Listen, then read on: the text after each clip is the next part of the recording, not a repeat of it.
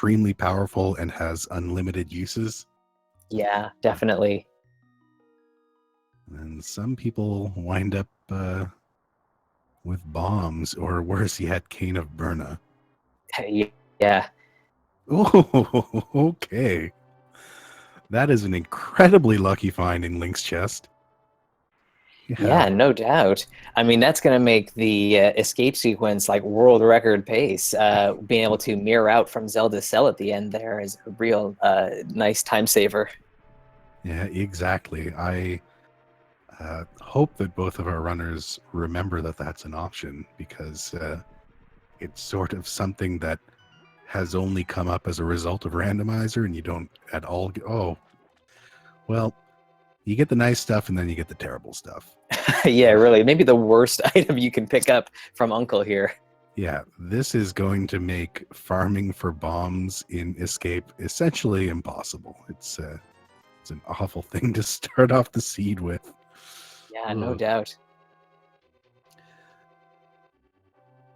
Well, with any luck, there'll be a chest somewhere in Escape that has bombs in it. But I find that never happens when you get Cane of Burna. The game just knows. Yeah, really. So as our two runners make their way into Hyrule Castle, just a quick shout out to our tracker today, Osgeek, taking care of things behind the scenes for us there, clicking those buttons. Thank you so much for tracking. And if there's anything that's missed, kindly let him know in the chat there. Thank you. Yeah, absolutely. Thanks so much. Putting on this tournament has been absolutely ridiculous. We have a ton of volunteers doing some pretty amazing stuff. Now, this is oh. Well, okay. How about that? So not only is that bombs, but that's actually technically a second weapon that they found in Escape. That is the 10 bomb item that counts as one of the possible things that you could find on Uncle. Yeah. Just happen to find it a little bit late. Well, this is going to make our runners feel a lot more comfortable going into the rest of this. There is, for the most part, you have to take out these 3 guards here specifically with whatever weapon you find, and that can be pretty difficult. But then the next difficult part is coming up later, where there is 1 rat in the back of Escape, in the sewers, hanging onto a key that you need. And with the amount of magic that both of our runners are hanging on to right now, that's going to be a tall order. So those bombs are actually going to come in handy. Most definitely, yeah. All right, moment of truth. Do our runners remember that you can use the mirror to immediately warp yourself out to the front of Escape once you get Zelda?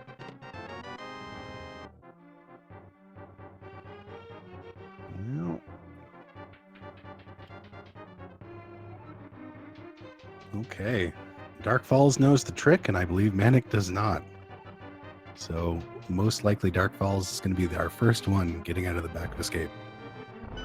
Yeah, it's a pretty nice time save there. I'd imagine I haven't timed it out, but it seems like it may be about 30 to 45 seconds at least that you're saving on that.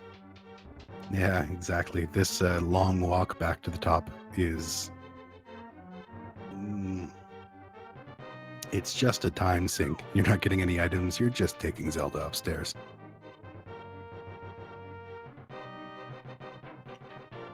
DarkFaIz with a little bit of random knowledge as well. There are some pots down here where you can grab some magic. I think in the original game it was intended for you to just light all these torches while you're down here. But right, yeah, because normally you'd be walking around with a lamp at this point. Yeah, exactly. Oh, and more bombs, just in case. Just in case you weren't ready for the back of the sewers.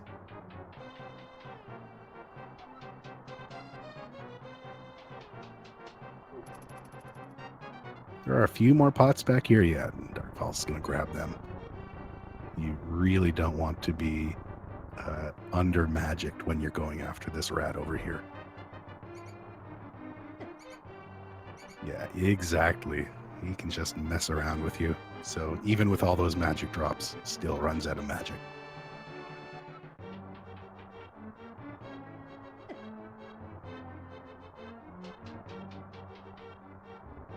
Okay, so what are we going to find in the back of Escape here? Oh, Ice Rod, okay, the map, and a piece of heart. Ice Rod's a nice find if we do have to go to Turtle Rock at some point. Just having it, as opposed to it being anywhere in the world, it often ends up being the last item runners will collect. So, nice pickup. yeah, Ice Rod is a fantastic find. There's a couple of those items, some of the items in the game, like Hammer, allow runners to get to a lot of different locations. Some of the items allow them to get to fewer locations. Ice Rod probably unlocks the fewest locations out of any of them. Just Yeah. one. Well, I say that, but they're also hanging on to the mushroom, which also only unlocks one location. This is true, yes. Having a fetch quest right out of the gate is nice. Yeah. So Darkfall's making their way up to the Lumberjack Cave. Take a look and see what is on the ledge, perhaps. We might also see a tree pull here. More bombs! Just, do you need some bombs? I thought we had enough bombs, but I guess you can never have too many. Just an arrow upgrade. So at this point, the AGA 1 play not looking too hype at this moment. Might come in. We might need to for Dark World access, but at least for the Lumberjack ledge, we will not be needing Aghanim. No, indeed. We'll have to figure out. I mean, it's going to depend a lot on what we find in Kakariko Village, whether or not it seems like we're going to be able to get Aghanim access coming out of here. Also, more bombs coming out of the little crab guys. That's Perfect. You know what? I laugh at this, but you can't really knock it. Like, at this point, they still don't have a weapon. So when you don't have a weapon, your weapon is bombs. Yeah.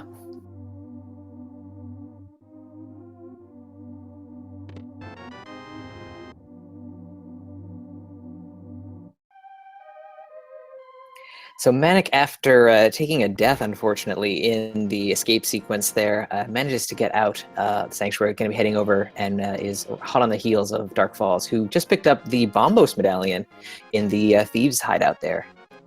The most useful medallion. You can unlock potentially 3 locations with it instead of 2. But boy golly, we're going to need a sword first.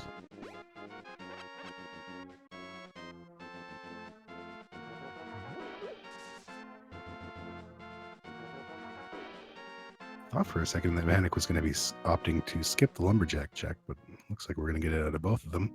And Dark Falls is going to give us a look at, or start to give us a look at exactly what's hanging out in Kakariko Village and whether it's of any use to us.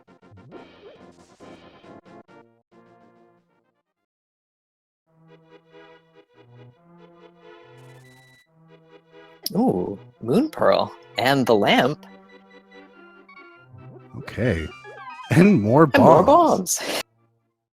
Gosh. Just can't get enough of those bombs. Oh, that's my other favorite, is when you find a bottle right in Kakariko Village, so you don't have to come back and talk to the sick kid later. Yeah, definitely a plus.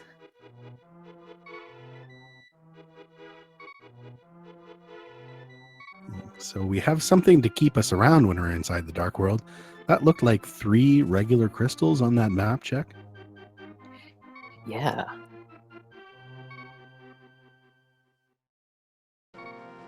Yeah, so we got our Dark World survivability with that Moon Pearl, but we don't have anything to get in there yet. But by golly, if we don't have a million bombs. Hey, there we go. First sword, very nice. All right, we got sweet And- shopping action. And just enough cash there to pay off the bottle vendor, which is kind of nice. Yes, indeed. There we go. Okay. So things are starting to come together. We have gloves. One more item will get us Dark World access.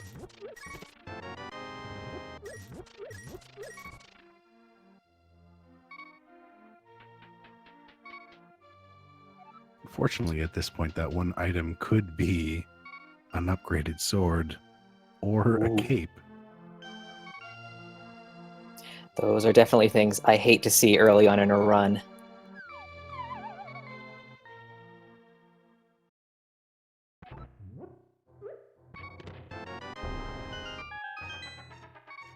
All right, let's take a look at what this sick kid has for us today.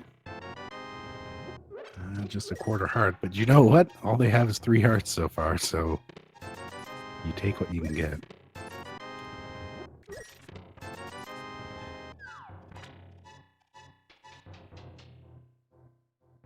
And another piece of heart in the tavern here. All right, so where is our progression gonna come from? I mean, I guess we have the entire South Light World, you know, the dam and Mini Moldorm Cave left to go. So there's plenty of places left where we can get our Dark World access, but it doesn't look like it's going to come from Gakriko Village, which is pretty normal, but I was kind of a tiny bit hoping to see it.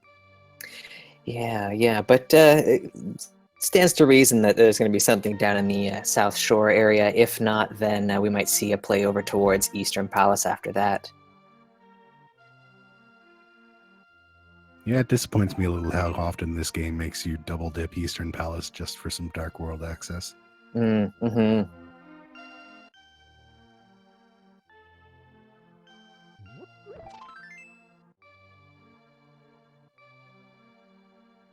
We got a heart container in the maze, so we are going to have to go elsewhere for our progression. We could head up Death Mountain and take a look at Tower of Hera. That is an option, although it's sort of a risky option when you don't have anything to explore the rest of Death Mountain with, like a hookshot or a hammer. Yeah, generally a bit of a time sink to have to take repeated trips up the mountains. So a lot of runners will try and hold off on that play until a little bit later. But still, it could be where our progression lies.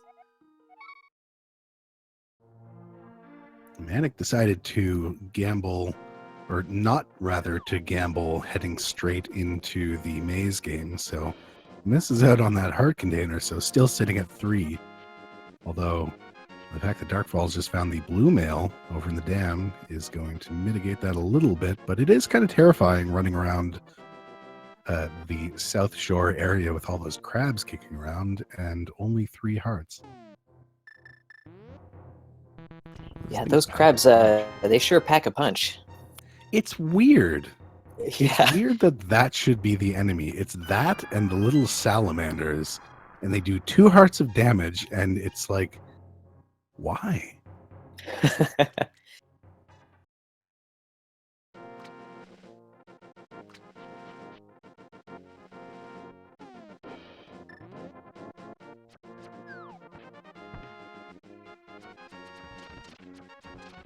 Alright, Mini Moldorm Cave has the potential to be really profitable. You just got to deal with the Mini Moldorms first.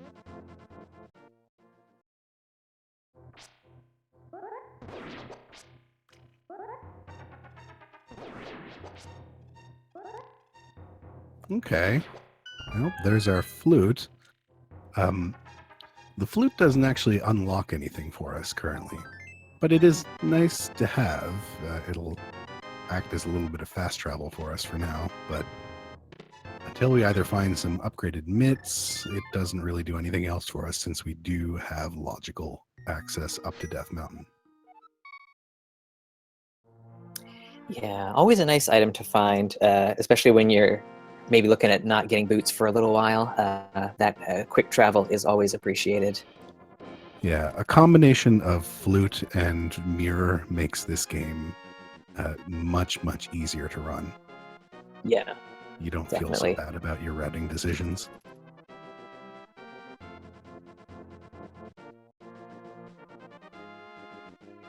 Looks like Manic is deciding to immediately turn in that flute, possibly, although taking the south route. We're also about to figure out what he missed out on in Ice Rod Cave here. Just a quarter heart.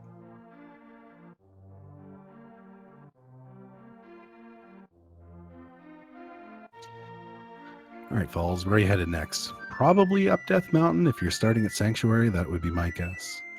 Yeah, if not, turning in or activating Flute as well is a possibility. Oh, yeah, that also completely makes sense. Oh, I blanked on that. They literally just picked it up. All right, the goose is loose, as they say. We're ready to take that off to wherever we're going to throw it. Manic deciding to immediately head over to Desert. Check what's... Ooh. Okay. I was curious about, we can only find so much over in the desert here, but that is very, very important. And actually, once they get one more glove upgrade, that's also going to be perfectly accessible to them. Yeah, it's a nice little piece of knowledge to have. Even though you can't access it just yet, you know where your fire rod is. So very valuable piece of info.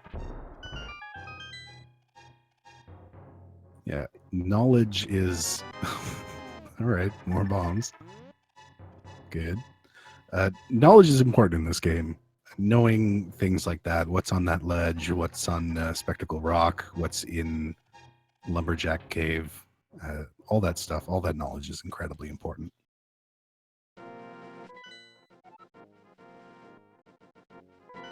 Oh, and Desert was a 5-6. Okay. So now Manic using the flute to head over to Ice Rod Cave now. Yeah, honestly, this might actually be a better way to do it rather than walking up there. It probably doesn't really save any time overall, or not much anyway, but might probably be a better way to route it. Crab's giving him a little bit of a difficult time. No, they never make it easy. No, crabs are jerks. So it looks like our first dungeon here is going to be Tower of Hera. I think this makes sense. Like, you could potentially risk heading over to Eastern, like we were talking about, but Yeah, given what we've seen so far, I think the Tower of Hera is the right play. It would be kind of a riskier play to head over to Eastern. That can wait until we've got the bow or something along those lines to maybe make the dive into there. Yeah, there's really no way to tell which one's the right direction. I mean, you could find hammer or hookshot while you're up here, but you could just as easily find it over in Eastern. And meanwhile, you've got a complete dungeon that you can finish off right now.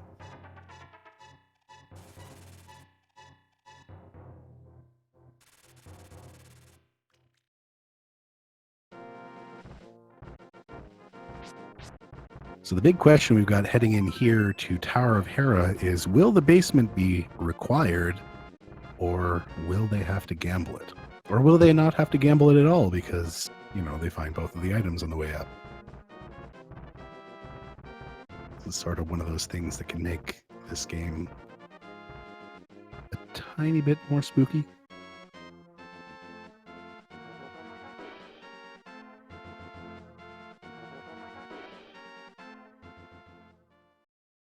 Okay, that is the required basement.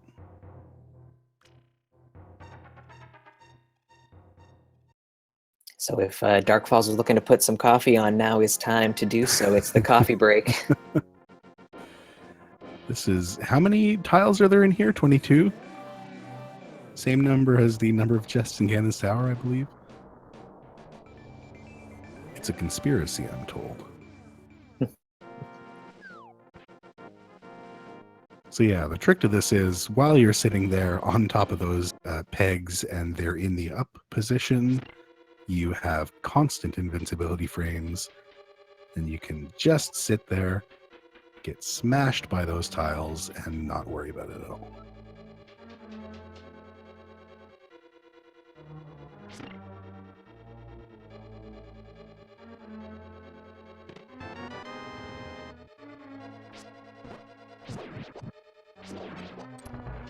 Looking at Dark Falls navigate the menu there, it's a bit of a tricky layout right now with the way the items have kind of fallen so far. They're a little checkerboardy. That's always really annoying to deal with. Yeah, the menu is not friendly. It's it doesn't really behave the way that I think you would think it would from a modern game. Yeah. Yeah, I think that's true.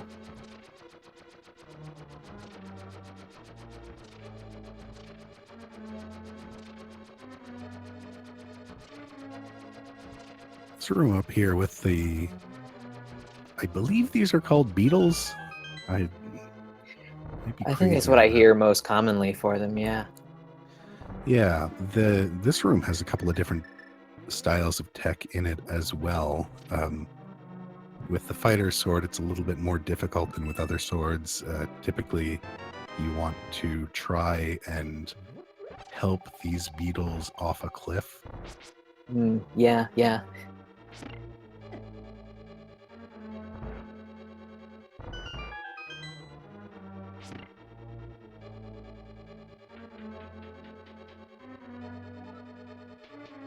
Here's item 1. Another heart container. So it's starting to look like a bit of a healthy seed for our runners. Yeah, it was not looking good earlier, and now, yeah, there we go. 2 down the cliff from Manic's side. That's sort of, and 3.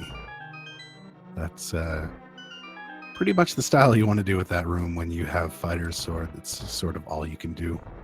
Yeah. Moldorm is hanging onto our second item here, so we're about to figure out. I don't think we've gotten anything else on our trip up here besides, that heart container. So we're about to figure out whether this was the play or whether Eastern was the play all along.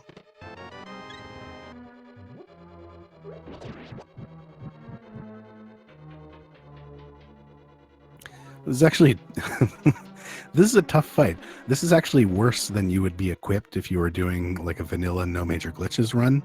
With no major glitches run, you would have the boots, and the boots would allow you to dash through Moldorm, allowing you to sort of bypass the hitbox for a few of the hits. But here they've got fighter sword and no boots, so it's going to be 6 hits, and they're going to have a ridiculous last phase here. Oh.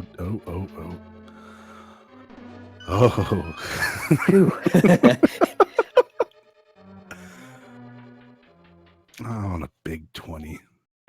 All right. Well, either Eastern was the play, or they need to flute 2 and turn in that mushroom. Mushroom has been received a bit of a higher profile, I think, in version 29. If you get it early enough, I get the feeling that the numbers indicate that it's a bit of a better play. Yeah, it's especially when you find it that early. Like they found it in Escape, didn't they? Yeah, it was in Zelda's cell there. Yeah, sort of conventional wisdom says that the items you find that are in Sphere 1, which are the items that you find where you don't have to speak. Come on. Oh, no. That's not what you want to see at all. So, Aghanim for Dark World access is now an option. Yep. And our other options are either to fake Flipper and hope we find something good out of that, or what DarkFaIz is doing right now, which is head up at Eastern. And unfortunately, on Manic's side, Trolldorm is living up to his name and making life pretty miserable for him right now. Yeah, he unfortunately took the middle hole fall, which is you don't want to fall anywhere, but if you're gonna fall somewhere, you want to fall down that middle hole. Or not fall down that middle hole. It's a bad hole. Makes you fall down 2 floors.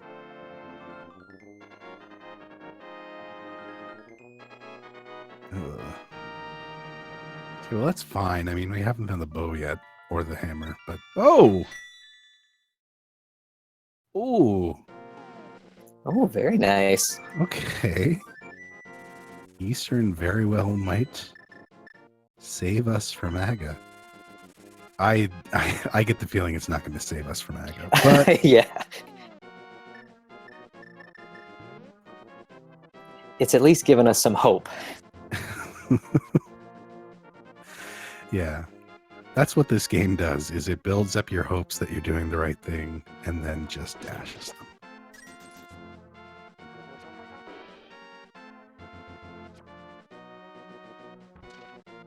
So DarkFaIz is choosing to keep going with this Eastern play and take a look inside, see what they might find. There's 3 items potentially that we can reach, depending on whether or not the Armos Knights are holding one. If they are, we'll only have access to 2 at this time. Yeah, I generally agree with this play. I mean, for one thing, you definitely want to keep away from Aghanim if at all possible. And then you're going to have to come in here and find the big key anyway. So yeah, why not do it now?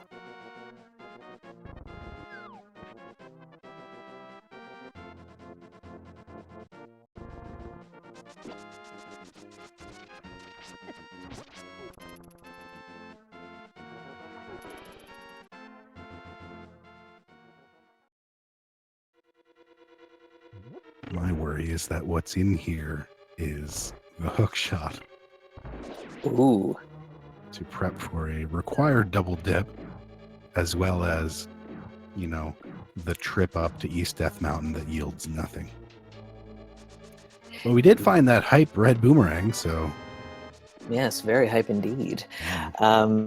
Yeah, the play up to Death Mountain, it would be a real gamble to keep going with the Aga play at that point and assume that's your only Dark World access when you've got 8 chests that'll be opened up to you over on that East Death Mountain area.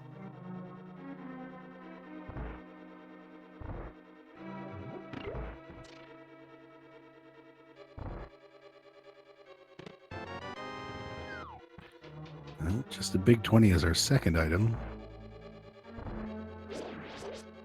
So it is shaping up like the only thing we're going to find here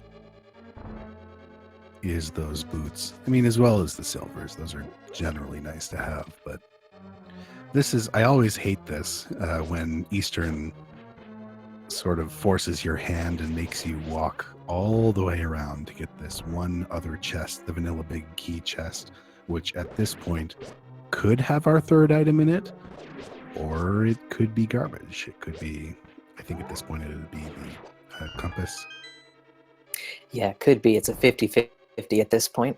Yeah, it's a terrible 50-50 where you have to walk all this way.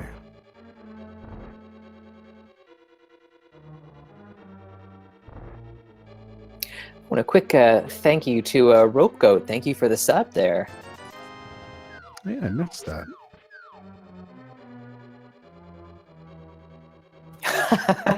More bombs. Why? Come on. Have all the bombs in the world. That's not... Okay, so we're going to see Bomb Crocs, and then I think we're going to see one of 2 things. Is either we're going to see fake flippers or just that Aga play. I mean, realistically, fake flippers is probably not going to yield whatever it is we're looking for. Oh, hey. That's Zora bait, though. Yeah, right. It's like, come on. Just,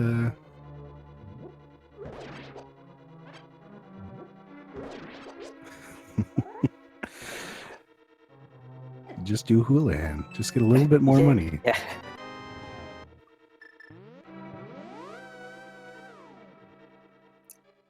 I feel like farming for Zora would be, you know, it costs you just as much time as doing Aga Tower, I think. Yeah, pretty much. And doing the entire flippers area in the light world when you have no idea how flippers are going to be seated in the logic. Like, are they even going to show up at all? We still have Yeah. we still have 2 pendant dungeons that we don't know about. You never know. They could be Swamp Palace and Ice Palace. We could just never have to go there.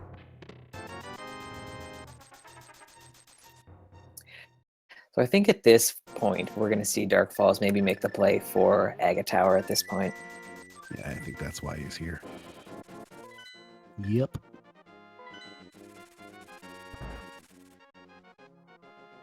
I mean, this makes sense. The fake flippers play would be completely speculative, whereas you currently know that you pretty much guaranteed that the seed intends you to do Aghanim at the very least. Mm-hmm.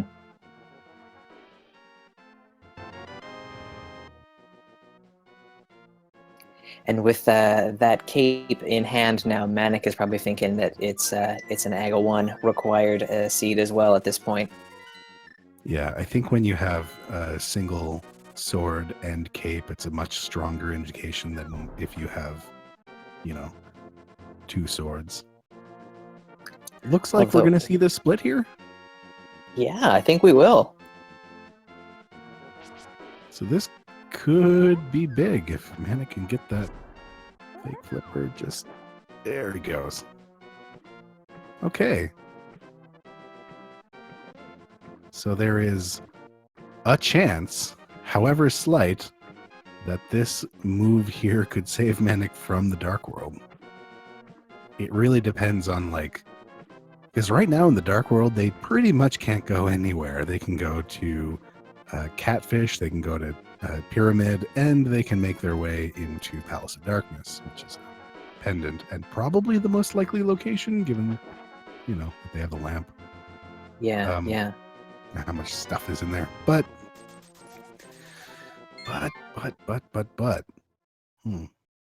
If one of those items is the flippers in the Dark World, then, hanging around in the water could be the next step. Pulling out the flute there, looks like Manic might head back down to the Lake Hylia area, and he's going to try and fake flipper again. Yeah. There he goes. Taking the trip up to Waterfall Cave, as well as to see what the Zora is hanging on to. Any one of these 3 items could save him from having to do Aga.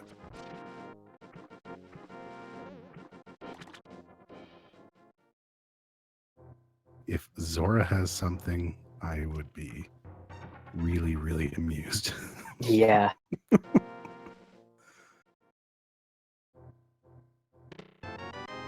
course, Manic can't really get it, because he doesn't have 500 rupees, but... Yeah, I think he's a little stuck at this point. Gotta do Aga. Sorry, Manic.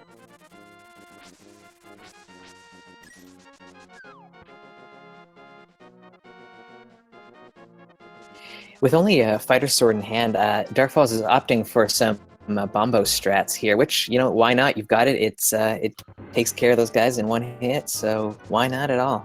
Yeah, these, especially with fighter sword, these red soldiers are terrible to deal with.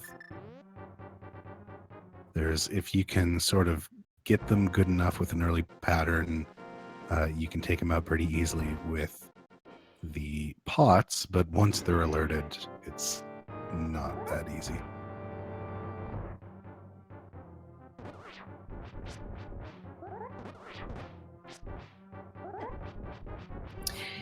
And just a quick shout out to NoctoRays. Thank you for the sub there. Oh, yes, indeed.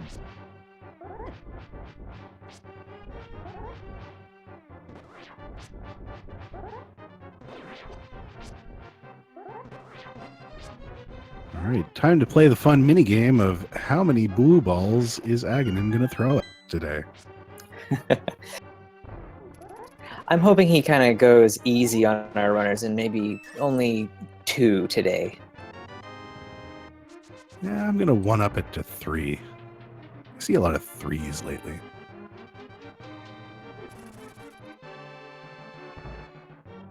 I see a 12 in chat. That's probably not going to happen. I don't think I've seen 10 or up. No, that would be particularly mean, I think. Well, we are already up to 1. Was that 1? No, that was actually the second. We're up to 2. Oh, jeez. I haven't even watching. Okay.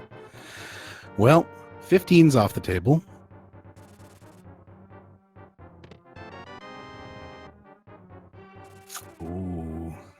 There's number 3. Crossing my fingers here. Ooh. I can be getting a little sassy today. Oh. Come on, dude. No good. Why you gotta be like this?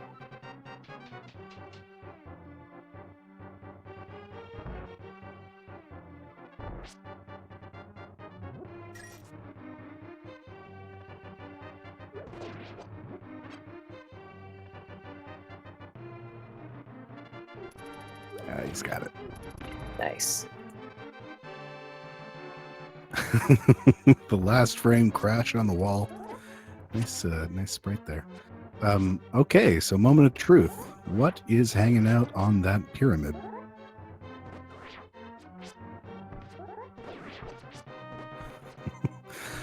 Okay, that does absolutely nothing for us right now. Yeah, it might come in handy for one of the 2 dungeons that require medallions, but we don't know if they are crystals yet, and we don't even know what we need to get into them. So, yeah, kind of a worthless item to be picking up at this point. Yeah, this is an interesting choice between the 2 directions that you can go in, which, you know, at this point are literally just Catfish and Pod. We're heading over to Catfish. Catfish is typically one of the most difficult things to route in the game. It just feels like there's never a good time to go over there.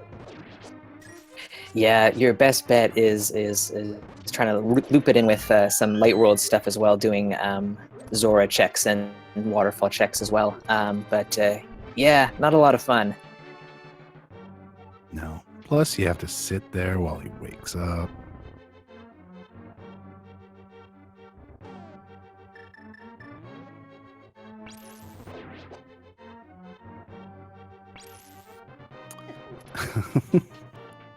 Well, there's some capacity to hold all those bombs we've been getting.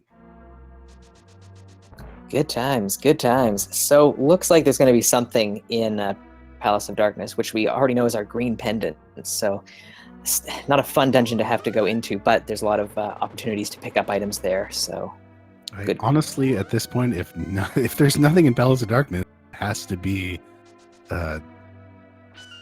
it has to be Zora. Yeah, so we had the map check there, saw that Swamp Palace is a red pendant. I saw that Turtle Rock was one of our 5-6 crystals. And just missed what the other pendant was. Oh, Thieves Town. Thieves Town, yeah. Oh, I hate that. Thieves Town is my least favorite pendant. I'm okay with Palace of Darkness pendant, especially since it seems that the seed is really, really forcing you in there anyway. It's sort of fine. There's 5 things in there, whatever. But Thieves Town, Thieves Town is the most easily accessible dungeon in the Dark World. Yes, it is. And to have it be a pendant, you might do the first 4 chests, which is a pretty common check that a lot of runners will do, but to take the dive all the way through the dungeon when it's a pendant sometimes feels like a bit of a drag.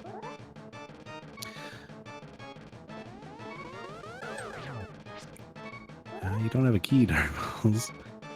So this is another sort of moment of truth that we have with Palace of Darkness.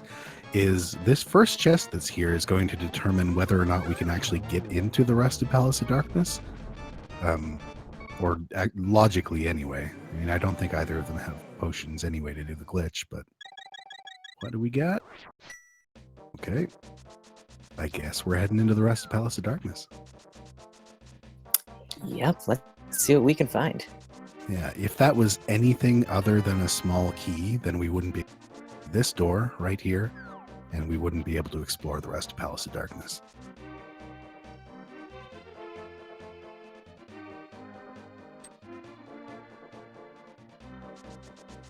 So Manic is taking care of Aghanim and is now in the Dark World as well, and is also choosing to check out Catfish first here. Yeah, it's an interesting choice. I mean, I I sympathize with it. It's just a check that, like, when are you ever going to make it up here again? Yeah. It'd be nice if he had 25 more rupees and could head up to Zora right afterwards.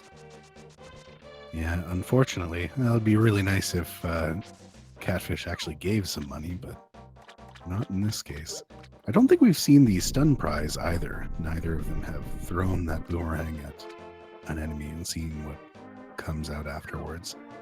No, I don't think I've seen it yet either. So we found... Oh, what is that? 4 keys in the front? Yeah, because he's used 2 keys already and found 2 other ones, which means that the back of Palace of Darkness is now logically accessible as well. I think he's forgetting that he needs a bow to get through that room.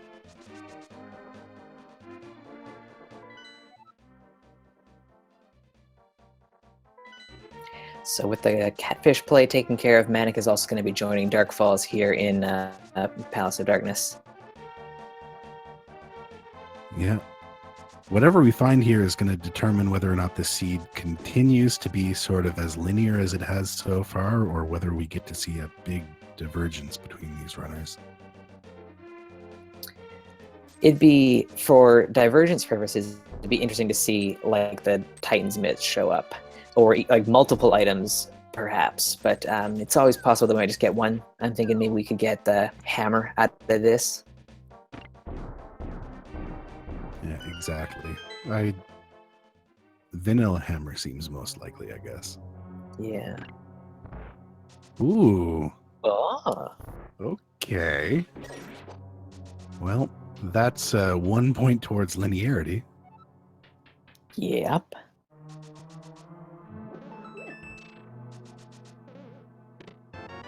And 1 more key accessible in the back of here means that logically the entire back of Palace of Darkness is open. I mean, both logically and functionally, I guess. So one interesting thing about that hook shot there is our runners will have the choice, I suppose, between either heading over to the west part of the Dark World by crossing the river with the hook shot, kind of near the potion shop in the Dark World, or we might see the play up for Eastern Death Mountain at this point.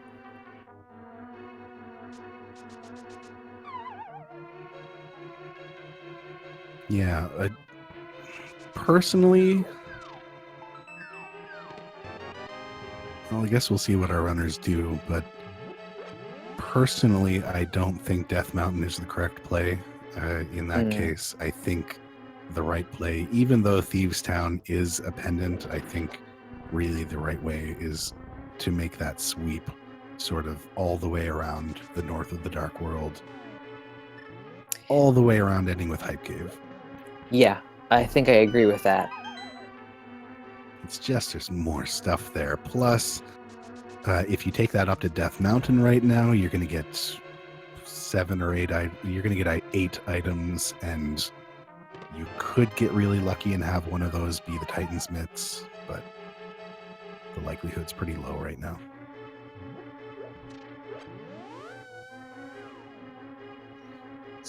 So it looks like the hookshot is the only thing that we found here, and DarkFaIz is choosing to stay in the Dark World, which leads us to believe that he might be heading over and taking care of the Thieves Town village, or not. Pulling out the mirror. What's he gonna do? Yeah, where are you headed? I mean, into a wall first, but after that, where are you going?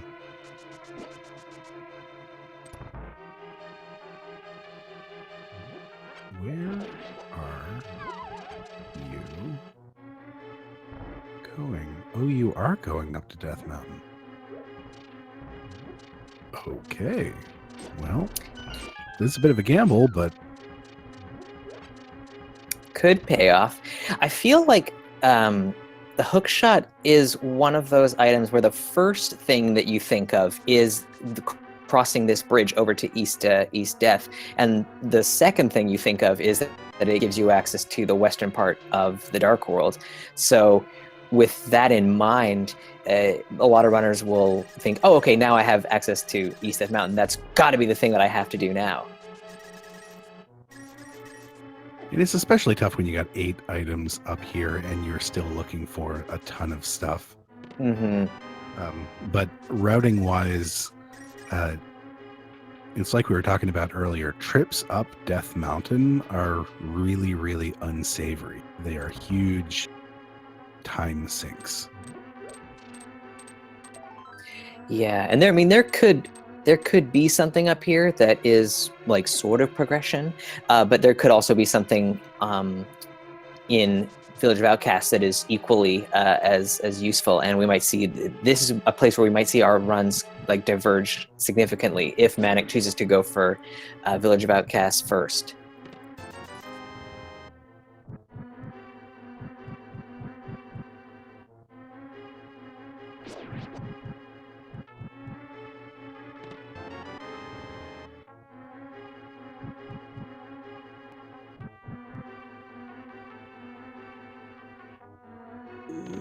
Okay. One more chest up here in Death Mountain.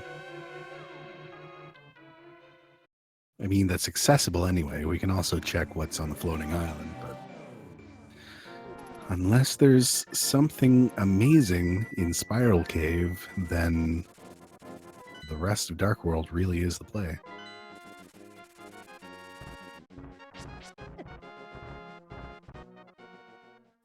So we've got Manic following suit here.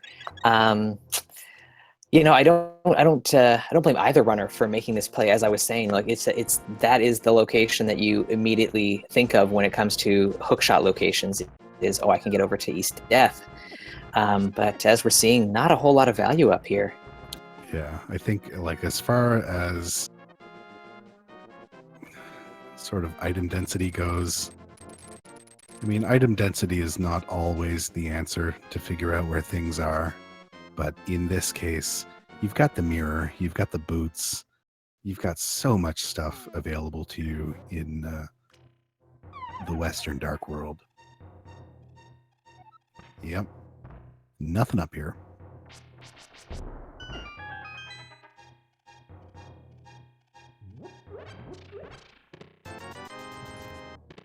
The rough part about this is that this portal up here in front of the in front of Hyrule Castle here is their only current access to the Dark World. So they're going to have to be extremely careful about how they route from here on out.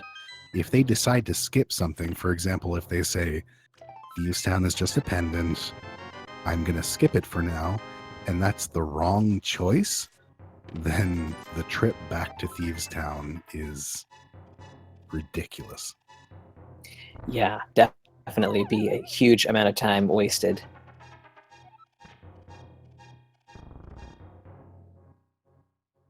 So I suspect on our way around here, we'll hopefully get to see what's inside the King's Tomb up here, as well as what's hiding out in the Graveyard Ledge. Since these boots really haven't been of any use to us so far, you know, it's sort of a chance that there's somewhere to go here. And I find that this Graveyard Ledge is like the bane of my existence. I've had so many runs lost because of this one spot, so it's always a worthwhile check in my books. It is. It's awful.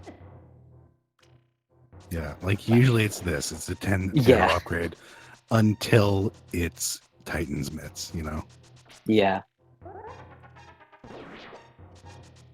And it's sort of like it's sort of like Catfish, where it's just most of the time it's out of the way and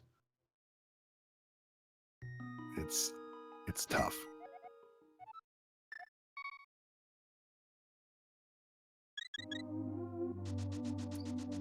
So hopefully, wow, there we go. There it is. That is exactly what we were looking for. That's actually one of my favorites, is Titan's Mitts inside the King's Tomb. because you're really not supposed to be able to get in there without the Titan's Mitts, at least in the light world. I hope that is something that Manic is aware of, because that is a tricky location. So hopefully he's aware that you can mirror into that spot there. Well, he's headed up to Aga 1. Or he's headed up to Aga Portal, rather. So he'll, at the very least, be headed over to West Dark World.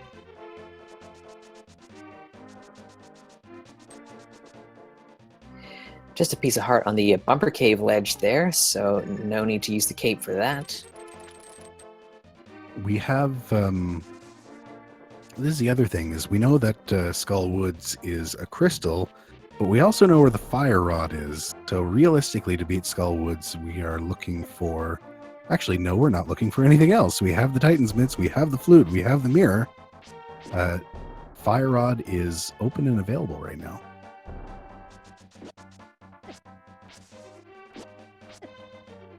As well as Desert Palace. Desert Palace is guaranteed to be full clearable right now since we've got the boots and a fire source.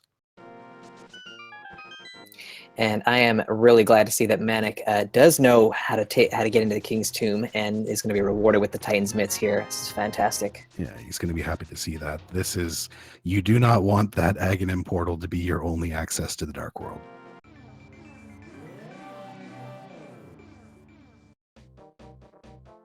So now really all we're looking for is that hammer sort of opens up to us. Mm-hmm, mm-hmm.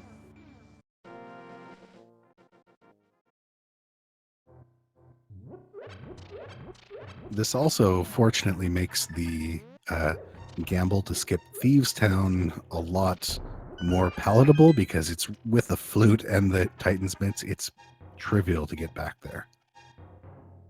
Yeah, before we were looking at maybe like 2 minutes of like overworld kind of retracing your steps to get back to Thieves Town. And now it's a matter of seconds. So it's going to really open up how our runners move around the world here.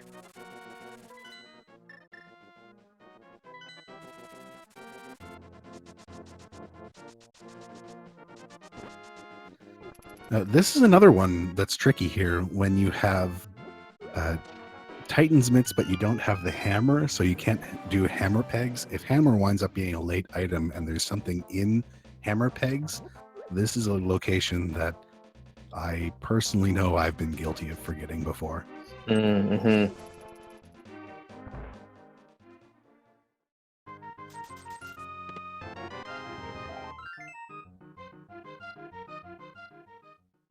Okay, we're getting the purple chest, which is going to be unfortunate for DarkFaIz because he has not done the digging minigame yet, and he won't be allowed, as I think he's about to find out, to do that digging minigame until he gets rid of that purple chest. Yeah, you can't have anything trailing behind you for the digging game. Yeah, he's going to be angry at him. Something's following you. I don't like. He continues to say that no matter where that purple chest is, unfortunately.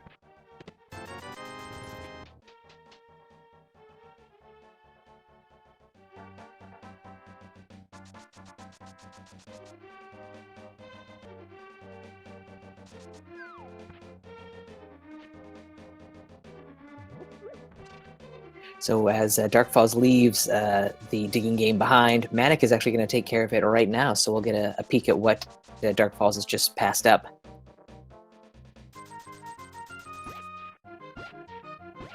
Yeah, let's hope this is... Oh, is that an upgraded sword?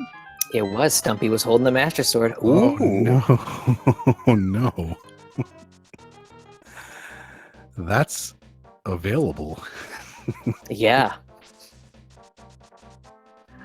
I imagine that DarkFaIz is going to go back for that at some point. When that is, we'll have to find out. Probably kicking himself a little bit. We'll see what's here inside the purple chest. This could also be important. Oh, did he drop it? He just lost it. Oh no. Oh dear. Yeah, you unfortunately can't hit the A button.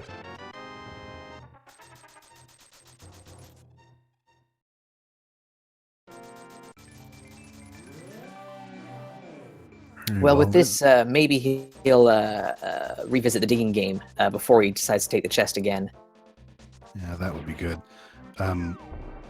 Or maybe he's going to take a completely different tack. I guess he's heading over to the sort of desert area. Gonna pick up that fire rod, at the very least. Yeah, that's probably not a bad plan at all. Pick up that fire rod and then head back, finish off Skullwoods, and then route in the rest of that stuff.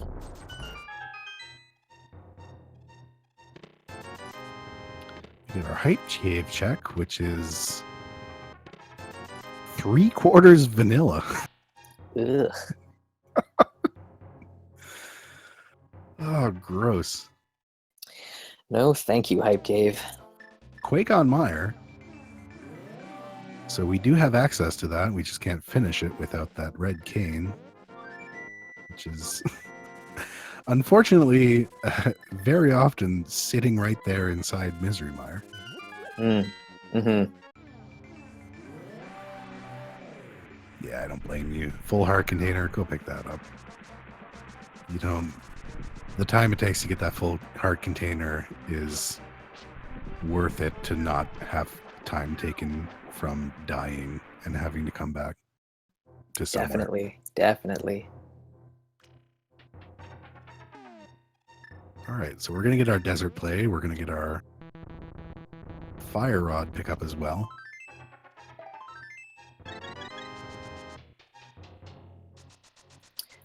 Alrighty, and DarkFaIz is going in. With the boots, this is going to be completely clearable, even if the small key or big key is up on the torch here. Yeah, this absolutely makes sense. Like, while you're in the neighborhood. Plus, this is a 5/6 crystal. I mean, the odds that we're going to have to go into Turtle Rock and then go into Pyramid Fairy are pretty low, but it's still nice to kick out of the way. I suppose it could be the bow hanging out in the Pyramid Fairy, but other than that, yeah, there wouldn't be a whole heck of a lot of value left at that point.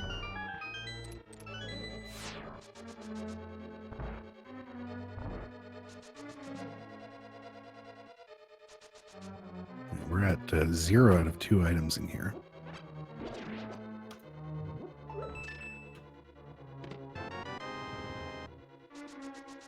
Well, there's 1 out of 2. We're looking at a big 20.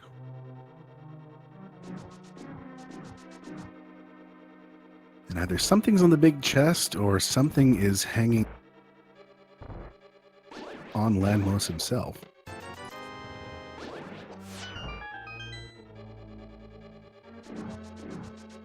This is always sort of a difficult one to route, I think. Like, I guess you could take a 50-50 gamble on it and just go right for Landmos. If he's got the item, you don't need to come back for this chest, but in this case, yeah. so we got the Ether Medallion. See, conventional wisdom, I think, says you go straight to Landmo. But gosh, if the thing doesn't wind up being in the big chest so often. Yeah.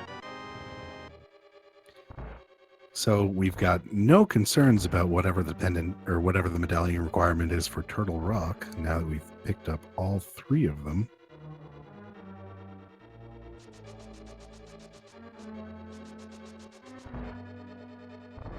Plus, we could always already get into Ice Palace now that we have the fire rod, thankfully.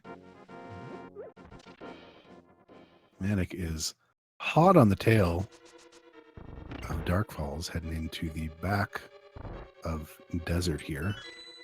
We're going to figure out what that second item is, as well as see how well these two do with rod strats on Landmo, which aren't that easy, honestly.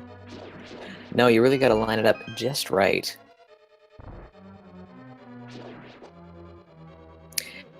I think it's pretty great that we are an hour into this race and we have our runners kind of in lockstep still at this point. It's been a real close one.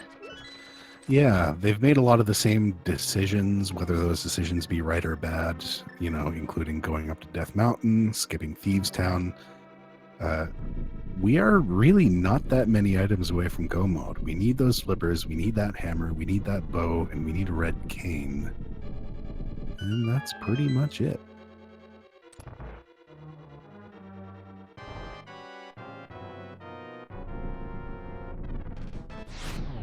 Alrighty, Falls takes down the last of the snakes.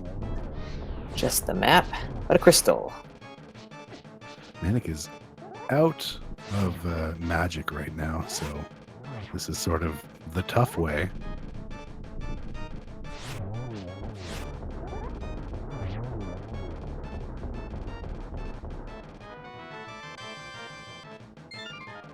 But a pretty good fight there with the Master Sword and a couple of Fire Rod shots as well, thrown in the mix.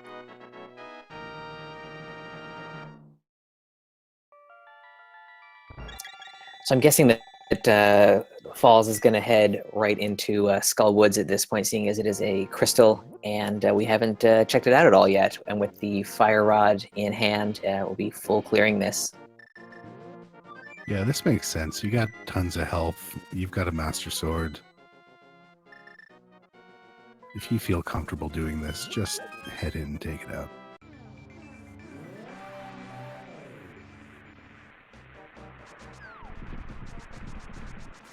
So there's a couple of ways to route Skull Woods, and they're all sort of awkward just because Skull Woods is a disconnected series of 3 smaller sort of sub-dungeons rather than one big dungeon.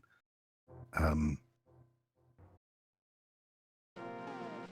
all of it's sort of difficult to get through depending on where you find small keys and where you find the big key and where exactly those items are.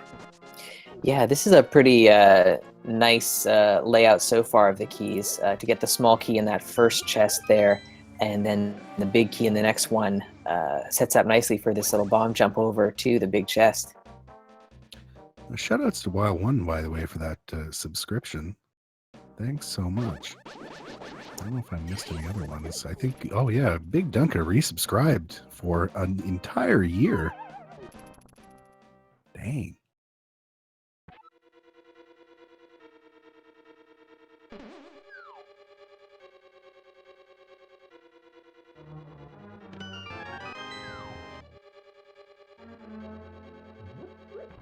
All right, so Dark Falls is entering into the Gibdos room here, which is pretty tricky to pull off if you don't have the Cane of Samaria. You got to pull that statue over, opting to just get rid of the Gibdos entirely, which is not a bad strategy.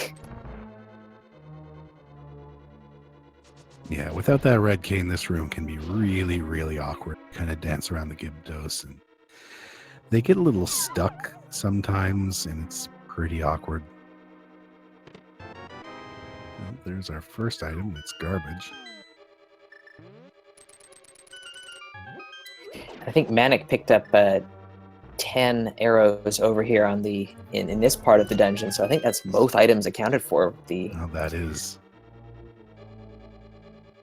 All right. Well, I mean, it's nice to crack this out while you're here, but we unfortunately know it's kind of going to be garbage.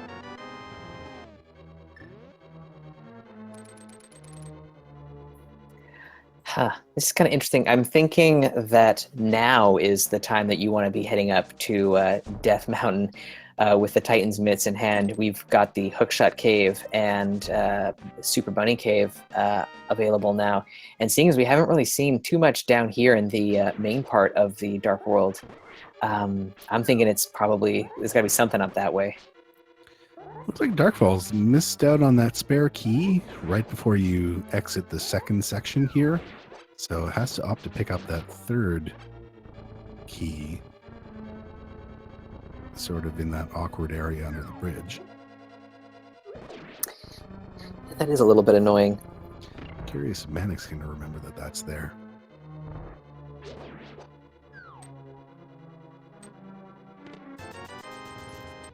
Darkfall's also opting to recover a little bit of health and magic on his way through this room.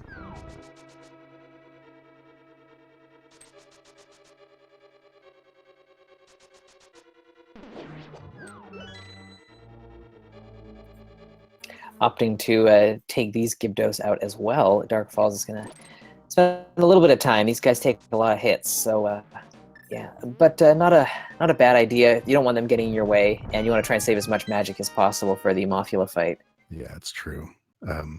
Moth is going to take 8 hits either with the Master Sword or with the Fire Rod or with a combination of both of those. Without half magic, 8 hits is all you have with the Fire Rod. And then with both of those kinds of hits, if you knock him back into the spikes, it negates all the damage that he takes, because this game is not very well programmed.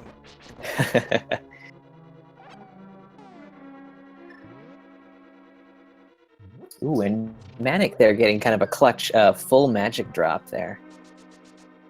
Yeah, convenient. So gets to keep 7 hits going into the final fight here. It's exciting.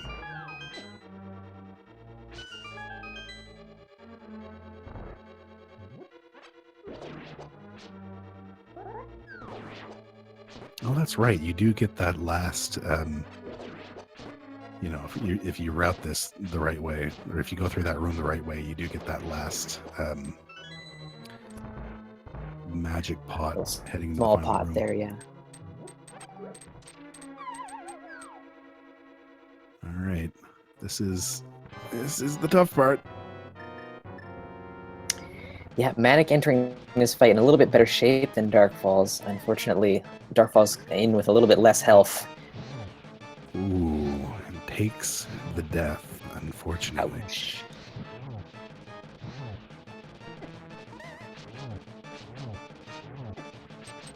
Not sure how many hits Manic has gotten in here, but this might be the opportunity to pull ahead.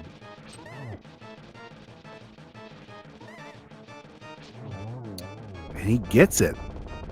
Nice. Nicely done. All right, so with that, Manic has one more dungeon complete than Darkfalls does. Darkfalls, unfortunately, is going to have to come back. Possibly, it looks like, with a pot of blue potion.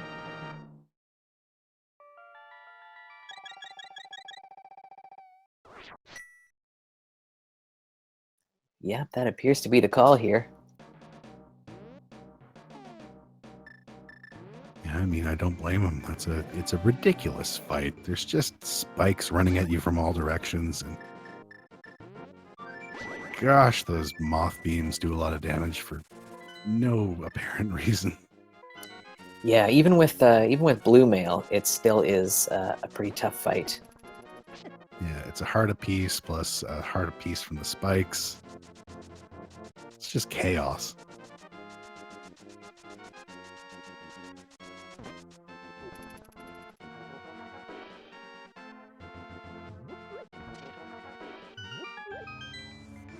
So Manic, a little unsure of where to go next, probably thinking about next moves down the line, and decides to go back into the Dark World, maybe check out at least the first floor of Thieves Town, perhaps. We'll see what he does next. Yeah, he did. He skipped that frog, and now might be the time to get it, since he does have that powder and can mirror into the light world and do magic bat while he's there. This is good. Okay. So we'll get to figure out whether this powder that he managed to pick up at the digging game is helpful or not.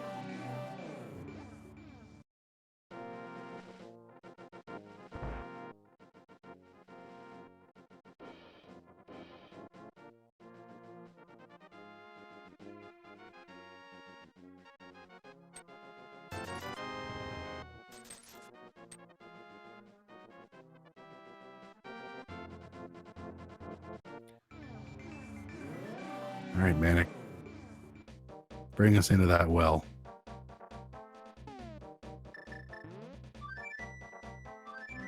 Or not.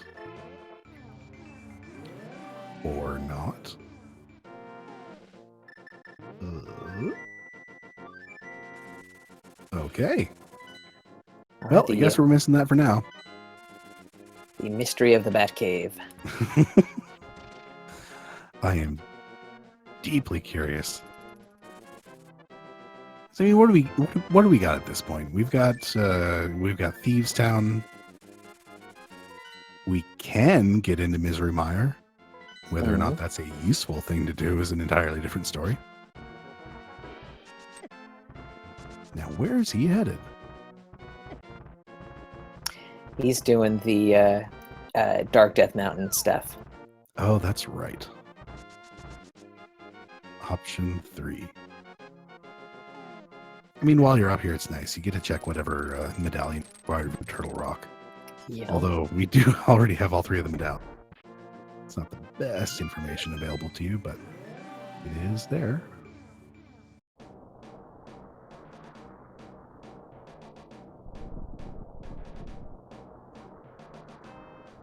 So DarkFaIz has used his blue potion, refilled the magic bar, refilled his life bar. Hopefully he can take care of Mothula in this next little bit here. There it goes. All right. Moth down for both runners.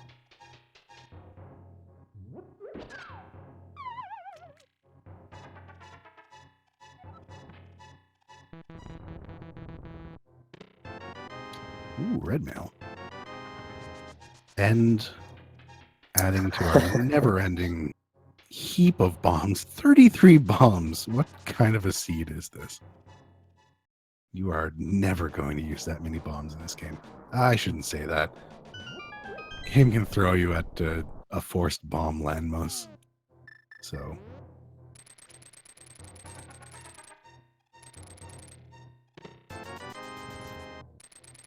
well, this is the moment of truth to figure out whether or not this route is going to work out.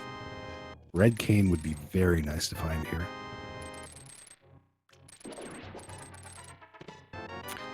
Instead, we've got a pile of garbage. So we are really starting to run out of locations for our runners to check at this point. It's got to be Misery Mire, I guess, at this point. Well, we have DarkFaIz taking option 2, heading to Thieves Town. Actually, yeah, this is, by number of items available, this is a better play than Misery Mire. Yeah, you would really, really love to find that red cane before you hop into Misery Mire. It's not the worst double dip dungeon that there is, but that being said, no double dip is nice.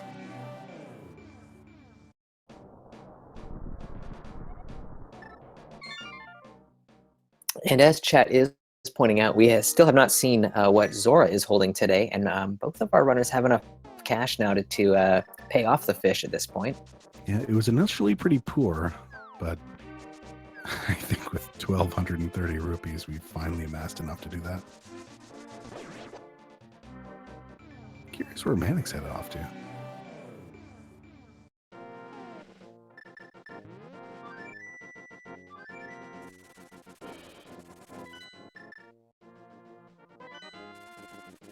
Yeah, I think this is the Thieves Town play as well.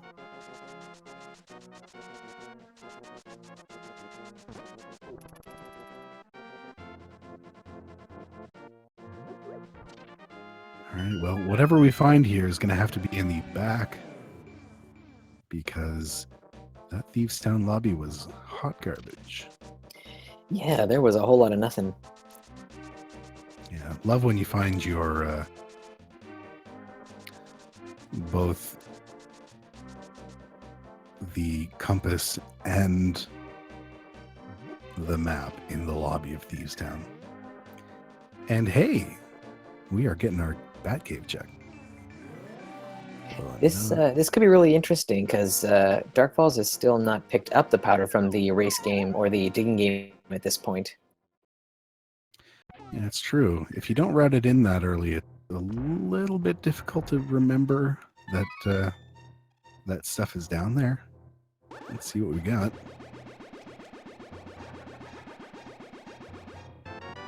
Oh. third bottle. It's just some red Kool-Aid inside there. Yeah. This is, I mean, it's Thieves Town or Zora at this point, and by gosh, if you don't want it to be Zora, that's a ridiculous trip up there. And for either of our runners at this point in the run, it's something that you know is in logic very early on in the run, so you would assume that your opponent has already checked that location well before you do. Yeah, that is the most troubling thing about these kinds of races, is that it is a one-on-one. Not only have to think about what you're doing, but you sort of have to keep in mind what you know your opponent has to have done up to this point and what they could have done that you skipped. It's sort of a traumatizing thought that sits at the back of your mind for your entire race. Yeah, it definitely does. So Manic just checking the bumper cave ledge there, seeing that it's just a piece of heart. Probably going to head into Thieves Town as well at this point. In good news, though, he finally broke that 40 bomb count. Nice. I know we were waiting for that. Yeah, very important.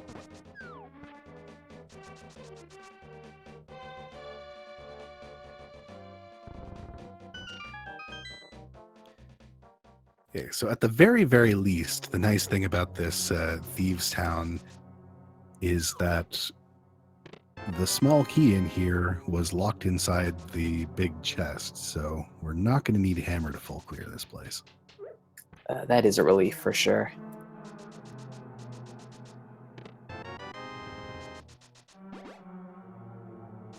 All right, Blind. It's basically all up to you, bud. If you don't have what we're then we are making a ridiculous trip over to Zora.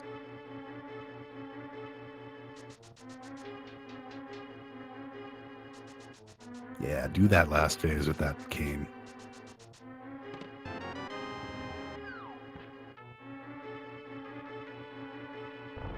Oh. Come on. Oh. Zora or Meyer. That is what we're down to. Or Meyer. Thieves Town without hammer. Meyer without red cane. And just Zora, period. Yeah.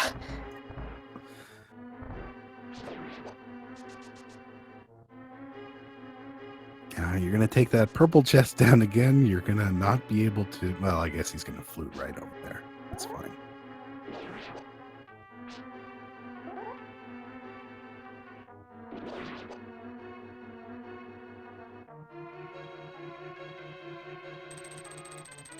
I am on the edge of my... Where on earth is that hammer? Yeah. And then the other thing is, we're not even necessarily guaranteed to find hammers the next thing. What if it's flippers? Ooh, yeah. I guess if it was flippers next, then you'd just you'd go into Ice Palace and hope that hammer is in there somewhere. Yeah, I mean, what do? You go into Ice, hoping that the hammer's there. You go into Meyer, hoping that the red cane is in there.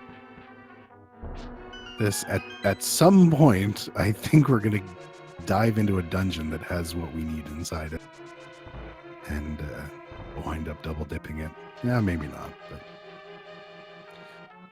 Right, but all of the options on the table here are ones that you as a runner don't want to have to do. So you got to kind of bite the bullet and just kind of gamble on one of them paying off, hopefully. All right, Zora, please give us something that actually gives us direction and not something that lets us double dip a dungeon. Yeah.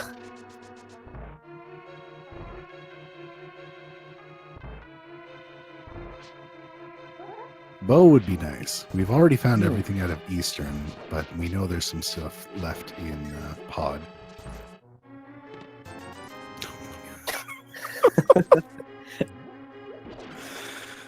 Okay. Where we Well, missed? that's not a bad deal from Zora there. Usually he only spits out a fiver or something, so... Oh, man. Okay, here we go. Red Cane and Meyer. Yeah. Oh, where are you going, DarkFaIz? This is... Whatever you got up there, it is unavailable. Can't get into Spike Cave. Can't get into Turtle Rock. Oh, that's right. Manic was the only one who did the dark portions of Death Mountain, unless I'm... Yes, that is correct. Yeah.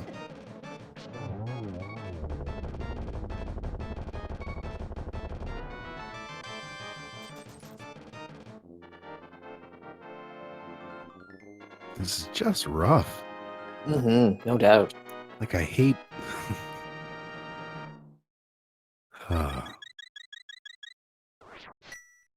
Forced double dips. You know, the forced double dip thing is one thing, but it's an entirely other beast when it's a forced double dip, possibly, or a forced incomplete dip of a dungeon that you know only has 2 items in it.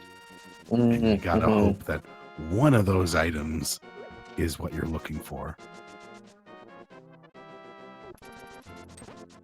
And you gotta hope that one of those items is the one you're in a deep and complicated dungeon like Misery Mire that has ridiculous routing options depending on keys, and like there's the chance you might have to gamble the vanilla big key location. It's such an unsavory option. Yeah, definitely.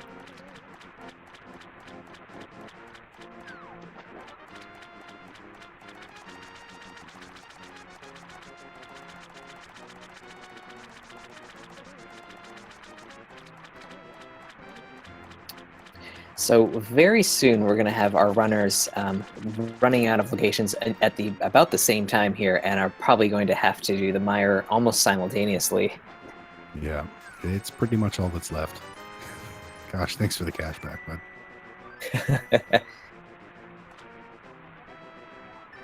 What was on the floating island? I don't remember.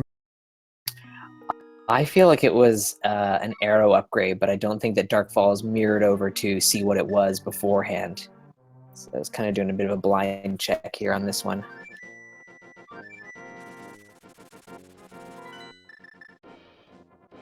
Yeah, here we go. We're seeing the dive into mire. It is literally the only thing left, unfortunately. And I mean, this makes sense. You just don't want to... I don't know. Honestly, Misery Mire is not the worst dungeon to double dip. You know, something like Swamp Palace, when you miss left side, that's much worse. But it's still pretty unsavory. My sort of where my brain goes with this is that unless you get the God Mire, you're going to have sort of a ridiculous protracted trip through Misery Mire anyway, just to find the big key. So you can kind of hope that you'll find some sort of item along the way, and then maybe on your next trip into Mire it'll be a lot simpler because you already have that big key. It's just still gross. Yeah.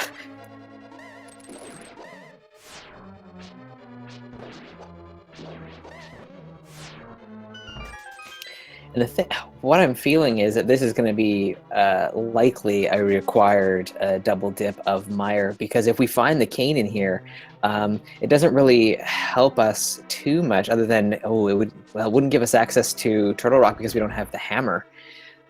So a cane here wouldn't really do a whole heck of a lot, other than allow our runners to clear the dungeon first time through. Yeah, that's the thing, right? Is like the odds that this is going to be a double dip are through the roof right now. It'd have to be, we'd have to find the cane in here and some other progression item. which would be great, but it's very unlikely, I think, at this point. Yeah, likelihood is through the roof right now. The likelihood that our bow is in Turtle Rock is it's pretty high right now. Yeah. What are you two there, Manic? That's it's not gonna take you anywhere. It'll take you over to the fish room, but I have seen a couple of runners now that are flipping the switch that's here and then checking that one chest that's usually blocked by the blue blocks. interesting. It's kind of a bit of a gamble, but I guess you never know. Oh, okay. Or just using the key to get down to this part of the dungeon. Oh, you got that powder. Like, my heart. Yeah, this is an interesting routing option. I don't think I've seen this. Oh my gosh.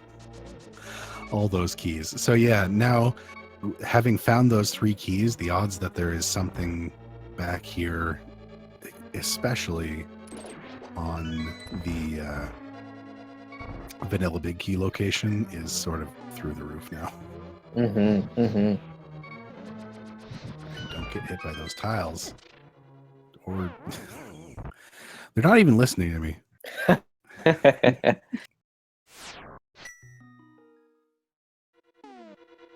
You shouldn't say anything. That's the curse. Well, Mire is a dungeon that doesn't play around. It's a pretty treacherous one to get through on a good day. So it's understandable that actually both of our runners have fallen in the dungeon at this point. It is. The potion that Darkfalls did pick up wound up getting used immediately in Skull Woods. So Darkfalls again. Where are you two there? That's routing this dungeon is a little weird. Yeah, and now this room, the one that Darkfalls is in right now, is one I definitely haven't seen. The fish room is one that I've seen a couple of runners venture into, but that one, I don't think I've seen that one in a while. Oh my god. Oh, So there has to be a second thing here. yeah, pretty much. Oh my god. Oh Lord. Okay, well, what's it gonna be? Like, Yeah. the worst option right now is flippers, obviously. Yeah, I think so. Is both of the locations that we haven't seen that require flippers also require hammer. Yeah. So we could find the bow here, and that'd be nice, and we could also find the hammer here. It'd be amazing. No, actually, it kind of sucked, because then suddenly Swamp Palace becomes a very big thing. Yes, that's true.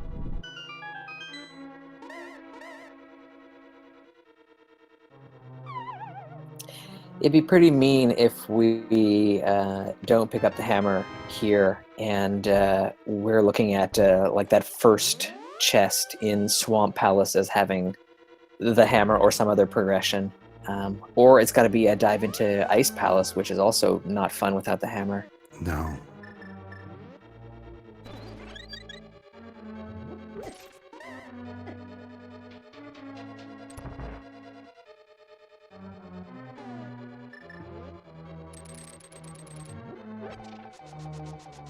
The other fun thing that we could find in here is a shovel.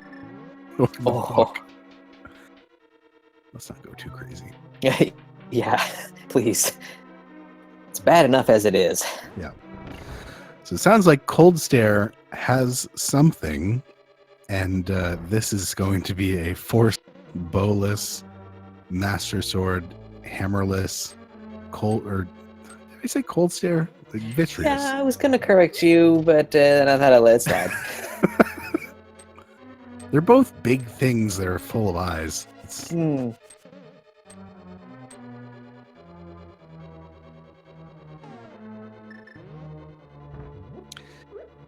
Now, this is a good point coming out of our our tracker, OSS Geek, is that with all these bombs that they have, Bomb Strats Vitreous becomes an actual real option. It sure does. Yeah.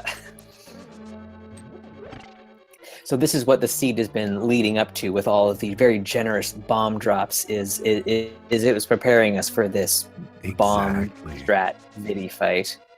This is the boss fight to end all boss fights. Looks like we're getting cane strats instead.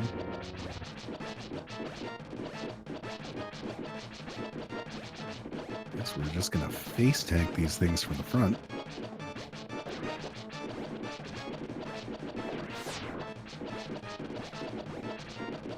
I mean, with red mail, this fight isn't the worst, but gosh, if those eyes still don't do 2 hearts of damage apiece. Yeah.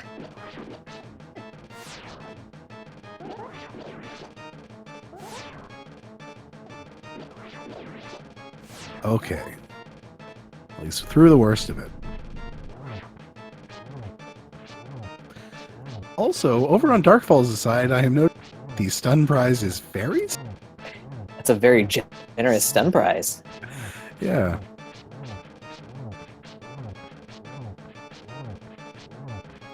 We get the fun. I forget how many slashes it is with the Master Sword in order to take Vitreous's giant eyeball down. But it is not a small number. Definitely seems like too many. Yeah. But he gets them. Oh my gosh. Okay. Now, I think Manic might have missed one item in here that hopefully Dark Falls picks up so we can kind of get a clearer picture of what's going on in this dungeon.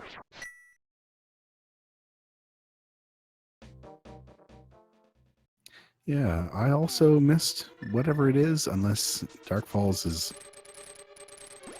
also not found it yet.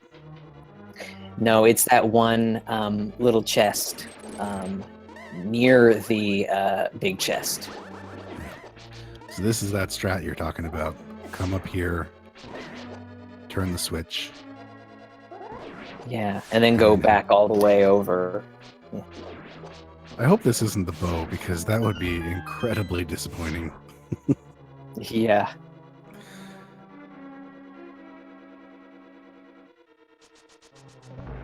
To have just completed that Vitreous fight and then find out. There it is. Oh.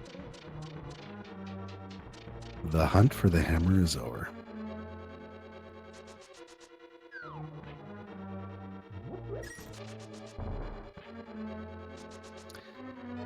All right. So, really, this gives us 2 things, and one of them is hammer pegs. I mean, you could. Oh, well, I mean, it opens up... oh, no, Ice Palace, we're still missing the flippers, unless you wanted to fake flipper in there. Well, we can fake flipper into there. So I guess we're hoping to find the bow before we find the flippers, because if so, then realistically we're in go mode. We could still hunt around for the flippers, but they're not necessary.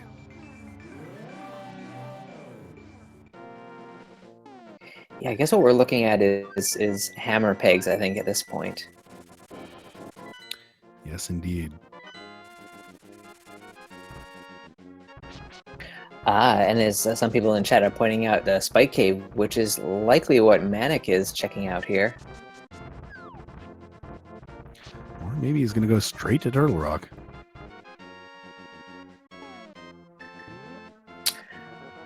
Yeah, that's in play now, so why not? We guess. I'm deeply hoping we see some Cape Dash strats out of Dark Falls. I was hoping we were going to see that Manic's fight. Mm-hmm. Missed out on that.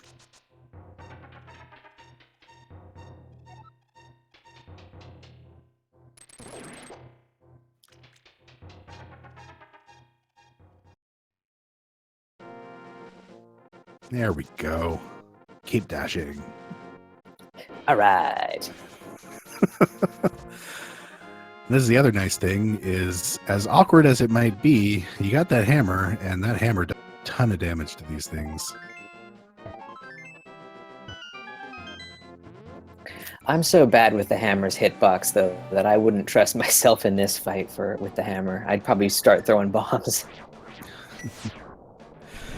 One of my favorite seeds that I've ever played in a race was rather than a defeat Ganon seed, a get the pedestal seed as the goal. Mm-hmm. And the last fight of the game was Vitreous with no swords, just the hammer.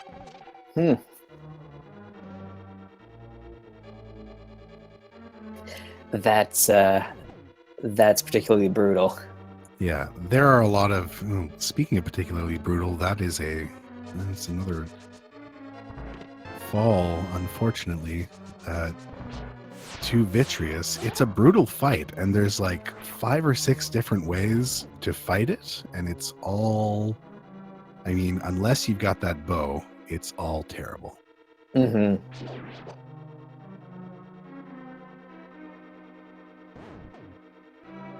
Tempered Sword's not bad either, but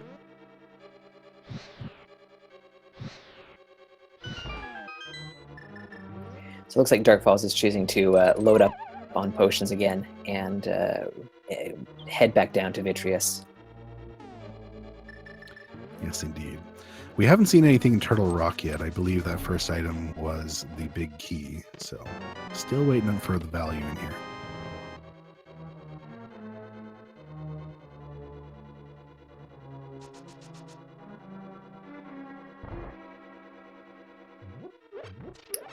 So Dark Falls' decision to head over to Village of Outcasts here, I'm not quite... Oh, he's taking care of Hammer Pegs right now. Yeah, Hammer Pegs, and he didn't get that. I believe it was the third bottle was a red potion inside Magic Bat. So might be opting to take that out now as well. If he had the powder, which he does not. Well, that's right. Still has not gone down into the race game.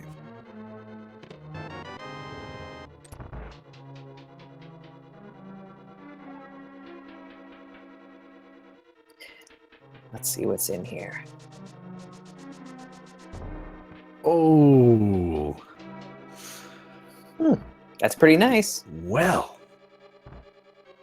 I would be very willing to bet that Manic is going to miss out on. Yeah, I think he might. Yeah, because that means he's almost certainly going to find whatever he's looking for. Or if he doesn't, he's going to have to leave and head over to Spike Cave, which is pretty much the only options right now.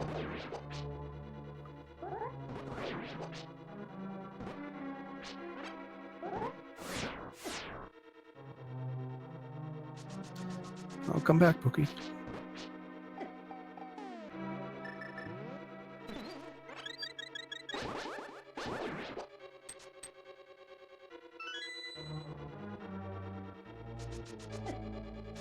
Oh, Darkfall still hasn't done Hype Cave. Oh, yeah. It's those whole shenanigans. So I guess with 4 big 20s, this was actually a 4/5 vanilla Hype Cave. Yeah.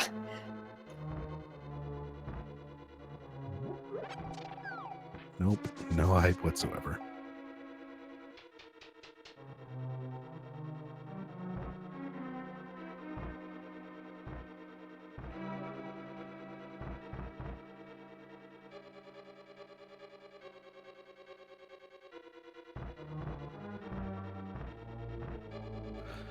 Still haven't found any value here in Turtle Rock either.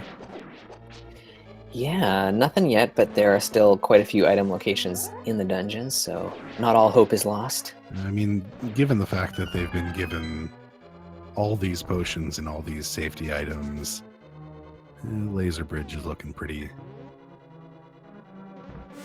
classy at this point.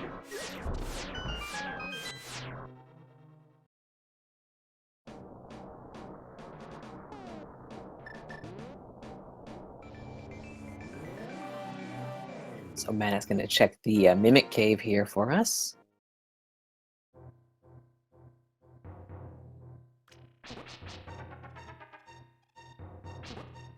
The unfortunate thing as well here is that Manic is going to have a little bit more difficult of a Trinex fight. I don't recall whether or not he found any more potions besides the red one, or that he has any more potions besides the red one that he has, but he's going to have to be careful with his magic going into that fight. Yeah, most definitely. I don't think he's made a trip over to the potion shop at all. No. Could get extremely lucky and find half magic somewhere along the way here, but with only one potion left to find in the game, doubtful that'll be here or helpful.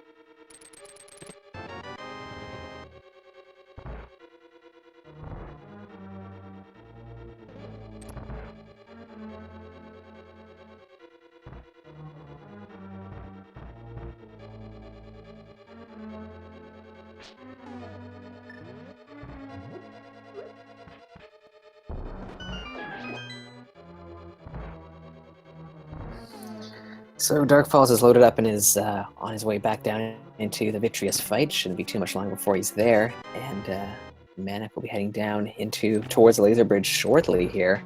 And Laser Bridge it is at this point. I mean, unless it's on Trinex, it is. Absolutely, we found absolutely nothing else here in Turtle Rock. It's got to be Laser Bridge. It's always Laser Bridge. Yeah, it seems to be. And if it's not that, then one thing that has kind of come back into the logic at this point is that Turtle Rock is the other of the 5-6 crystals. So Pyramid Fairy could be holding on to that bow or the flippers. Gosh, I remember us talking about that ages ago. Yeah. Boy, Turtle Rock, 5-6 crystal, never turns into anything. Could be today. Ugh. Nothing so far. Still nothing. Okay.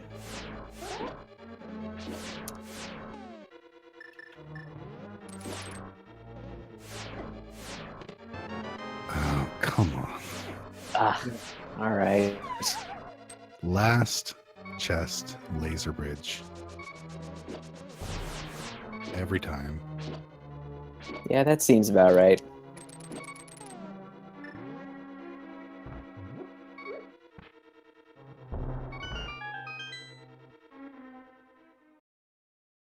And of course,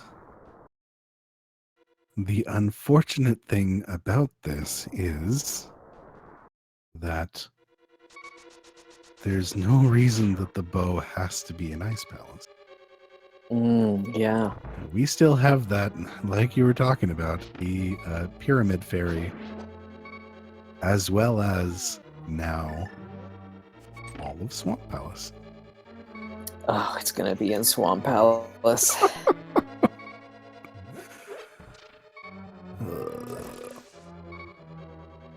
Come on, Trinex.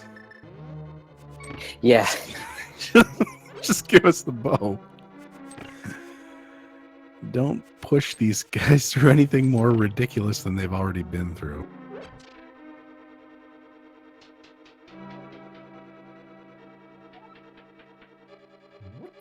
So that go around for DarkFaIz on the Vitreous fight went much better, with that Tempered Sword making a fair bit of difference, making it a lot easier for him. Yeah, with Tempered Sword you can use sort of traditional no major glitches strat. Now, I hope that our runners remember that Spike Cave is an option. Mm-hmm. Manic taking a death on Trinex. Fortunately, he did take the exit door at the end of Laser Bridge, which will sort of allow him to quickly get back to Trinex rather than having to work through that entire dungeon from the big key chest.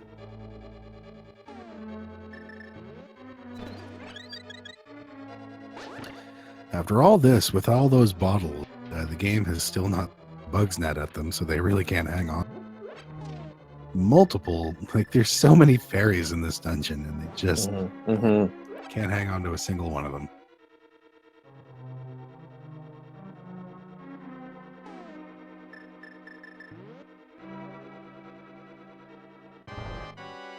All right, Manic, you got this.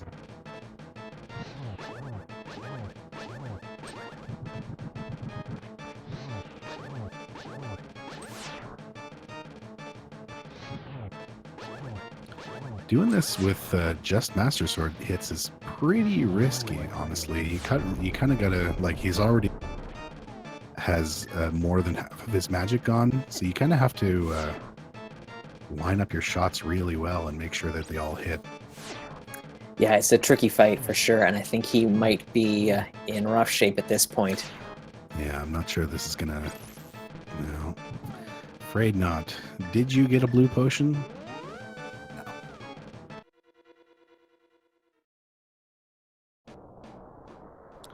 All right. Well, I don't recall whether or not Dark Falls picked up one along his way in.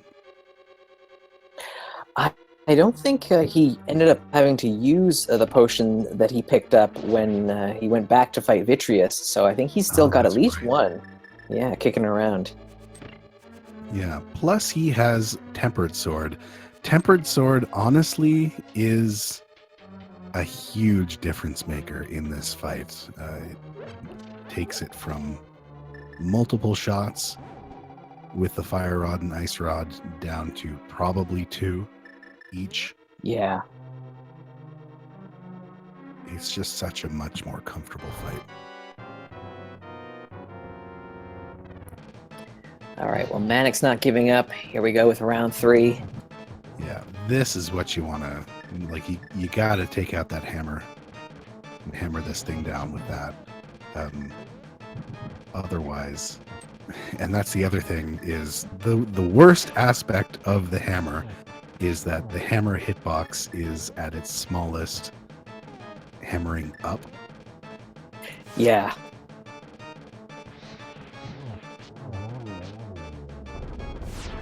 I don't think this is going to be enough magic to get through this either.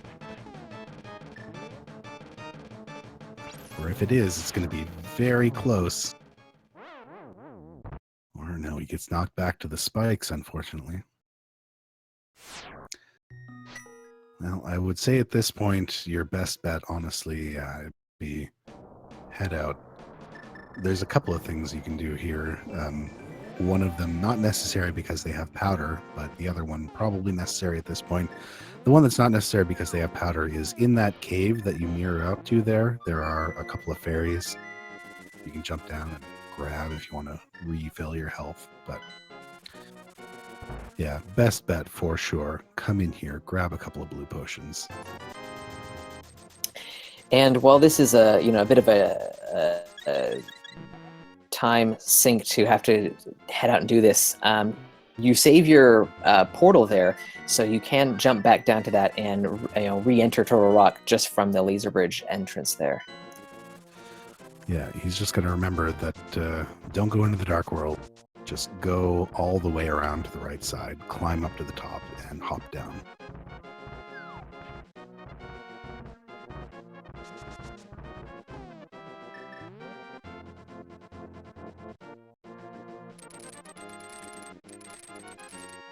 I mean, all the while, this is giving Dark Falls a big opportunity to kind of catch up here And with that tempered sword, that's going to kind of continue to keep paying dividends as he goes through the rest of this run.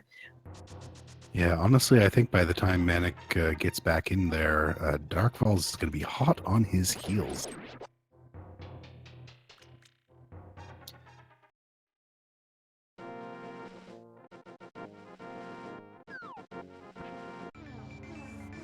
Both of them getting tripped up by this one pokey, but DarkFaIz has the fire rod out. That is the way to do it.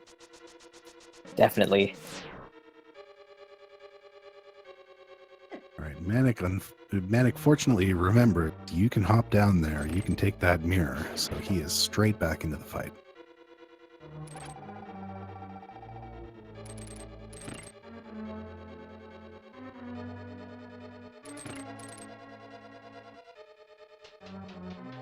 Oh, get out of the way, Pokey.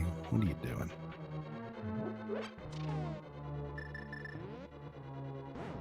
There you go. Yeah, save your mat. Plop that thing down. Grab that pot.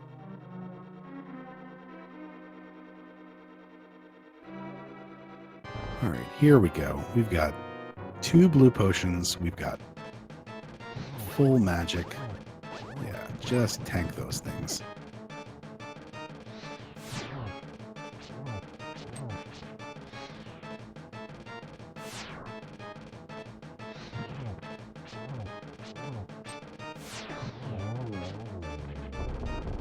All right, that's 1 down.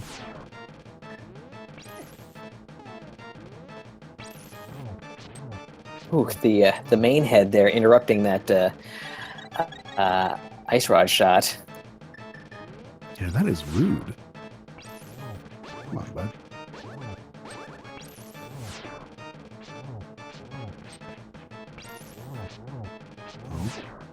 Oh, almost. There it is. All right. Phase 1 complete. We are ready to move on to phase 2 of this.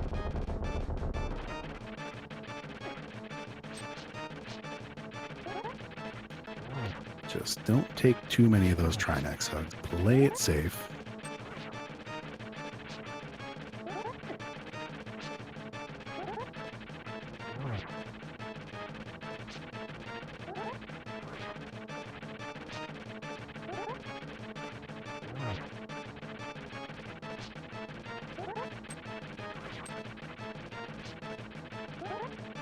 Oof.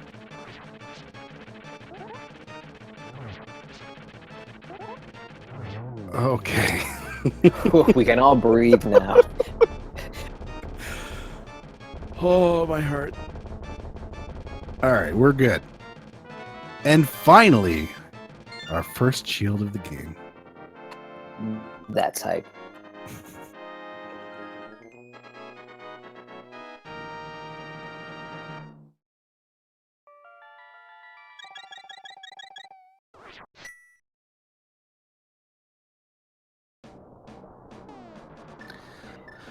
All right, Manic.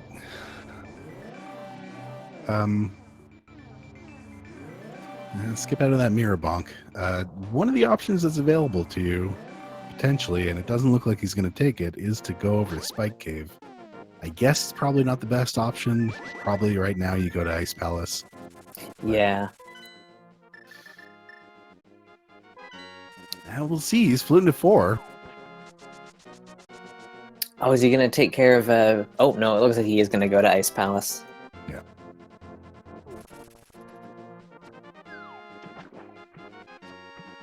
Guess maybe you didn't check Lake Hiley Island.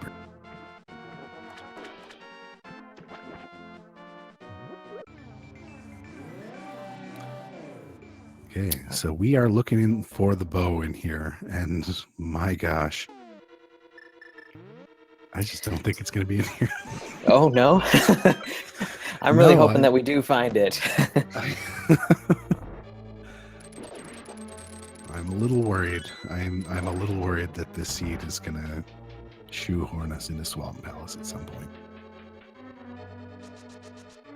Yeah, I think, it would have been much nicer to see the bow in Turtle Rock so that we could just take care of Eastern Palace and maybe finish part of the pod dip that we did earlier and pick up the flippers there. Yeah. But no. Flippers on the last part of Laser Bridge. Of course, the furthest possible place in that they could go. Ice Palace, however, being very kind, giving us a key in the very first chest that makes this dungeon very easy to route. Yeah, that definitely helps, picking up that key early on. You can just go straight over that right side and check that area out right away. The question I'm currently wondering is what Manic is going to remember, that if you're full clearing this dungeon and you have that red cane, you don't have to bother fake flippering here. Hmm.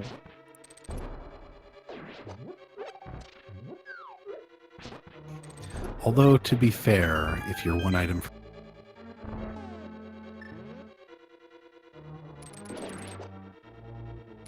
Dark Falls unfortunately never did go pick up that powder.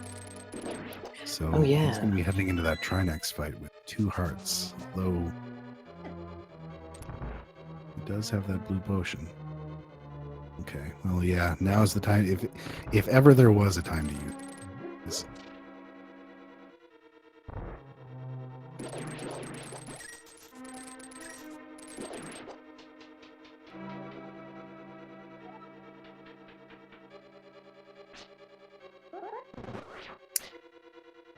Alright, so Manic trying to do some penguin bowling here, but unfortunately, with only the Master Sword, can't take them all out in one swing. Yeah, it's a little rough. You got the wrong rod there, Dark Falls. Ooh. Well, the start of this fight puts him in rough shape. I don't think he's going to be able to make it through the rest of this. Hopefully he picked up 2 blue potions. I don't recall.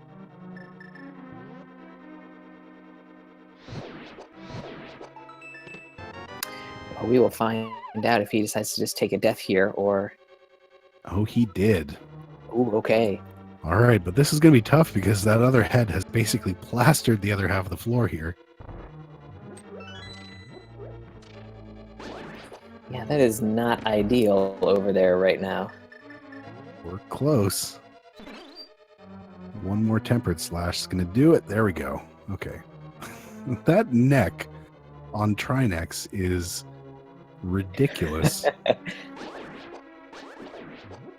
There's no safe space on that room.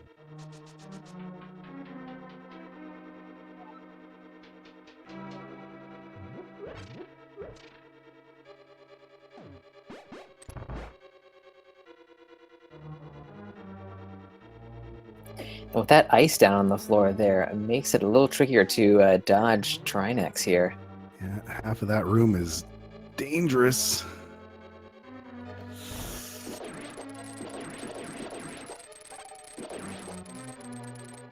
Oh.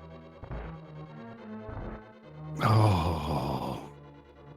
Touches the spikes. Oh, not even actual Trinex. Just those spikes. All right, so it looks like he's got to mirror out and pick up some more juice. Hopefully he remembers the same trait that you can jump down there.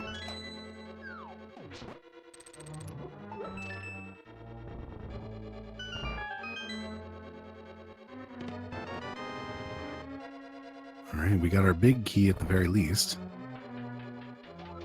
Yeah, we are stocked up with all the small keys that we need to get through the rest of this dungeon.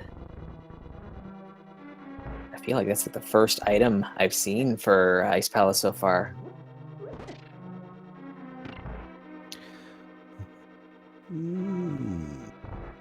Interestingly, looks like Dark Falls is opting not to head straight back. This is interesting and maybe a little bit troubling. Depending on what he does here, he might lose his portal. I certainly hope he doesn't.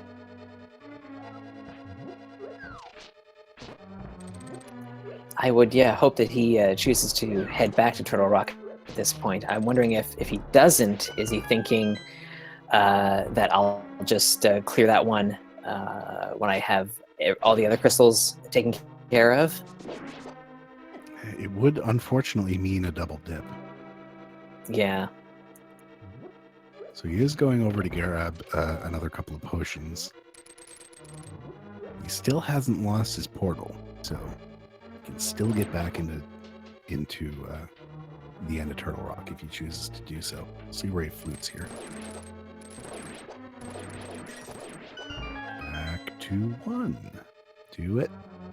Do it. Ooh. I think this is the play into ice. So for Darkfall's sake, we gotta hope that the Pyramid Fairy does not have the bow. Yeah, absolutely. I mean, we haven't seen anything in here yet. And we still have all of Swamp Palace to check out after this. Yeah, we certainly do. And the way this, I think that's 2 out of 3 of the items. I know that is all 3. I'm sorry. That was our 3rd item here in Ice Palace. So absolutely, Ice Palace was a bust. Of course it was. It's got to be, at this point, it's Swamp Palace or it's Pyramid Fairy.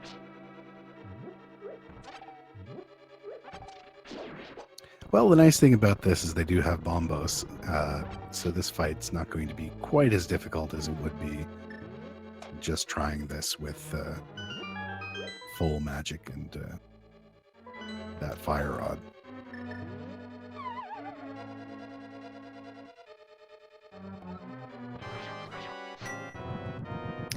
Darkfall showing us some Quake strats on the Pangators there. Yeah, that does help clean it up a little bit faster.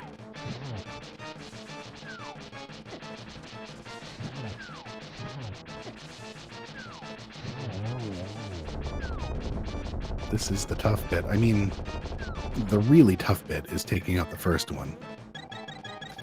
Yeah, that's true.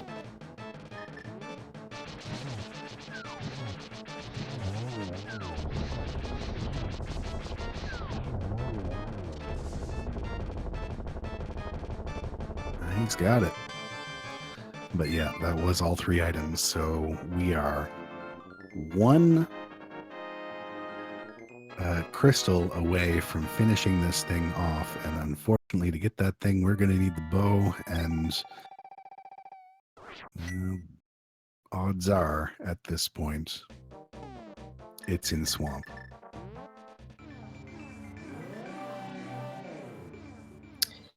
Yeah, if we're playing the numbers here, then Swamp Palace is the play.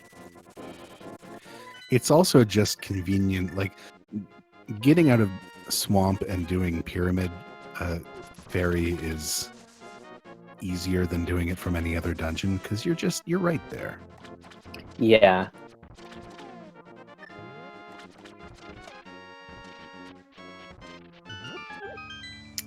I guess the only thing worse at this point would be for our runners to pick up the book in Swamp Palace, leading to one of the tablets having the bow. But I'm hoping that it's just like in like one of the first couple of chests here in Swamp, and we can just kind of start moving on. Yeah. What would be ridiculous is if it was in the very first chest, which meant that you did have to go all the way through to find the flippers, but really it wasn't seated that much deeper in here.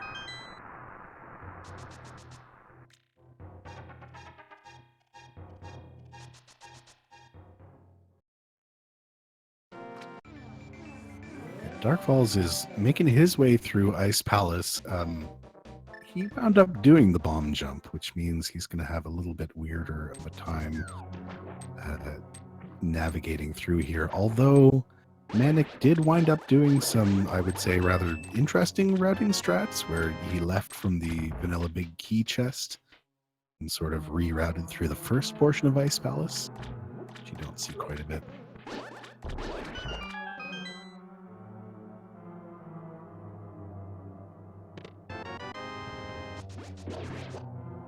It's not first chest, but finding the big key nice and early is good if you're just looking for an item. Definitely, yeah.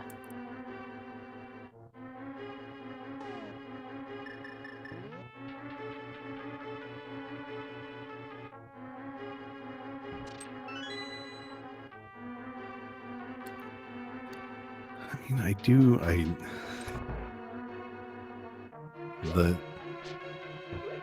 the big worry that I have here is that this is going to be a bust. Pyramid Fairy is going to be a bust. And we're going to have to head back up to Death Mountain to do Spike Cave, which is unfortunate. Oh, given that yeah. they could have gone over there immediately, finish Turtle Rock. I mean, Manic could have headed straight over there. That's what I was hoping he was going to do, but... Mm-hmm.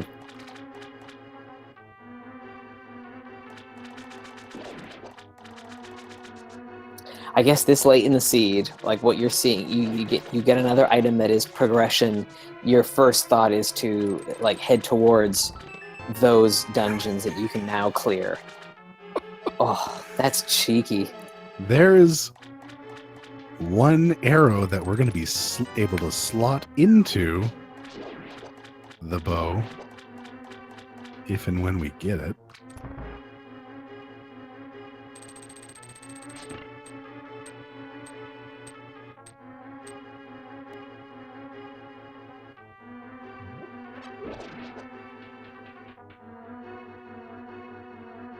My goodness. Alrighty, so Manic is choosing to do left side first here.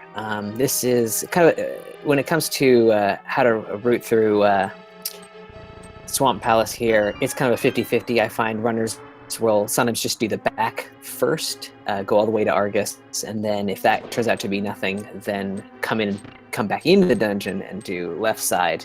But Manic is just going to full clear it and do left first before heading towards the backside. Yeah, I think there's a couple of sort of working theories about how to figure out Swamp Palace. One of them being that if you are one item from Go mode and you're making your way through the Swamp Palace, then heading straight back to Argus is sort of where the item count is. And then the other working theory is that just Randomizer hates you and hates everything and just full clear the dungeon because it's always on left side. it's right? just, it's always on left side. But it's never on left side, but then it's always on left side.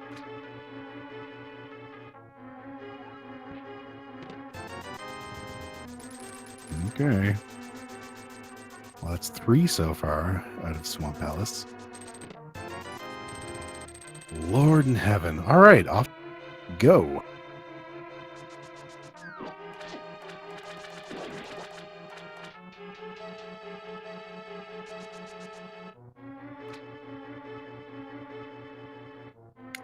Alrighty, and Dark Falls manages to take down Cold Stare there. The nice thing about this, at the very least, is that Ped is dead. So yeah, if we don't find the two, if we find the 2 items before we get to Argus, just mirror out of there because you're not going to find, you're not going to need to beat Argus.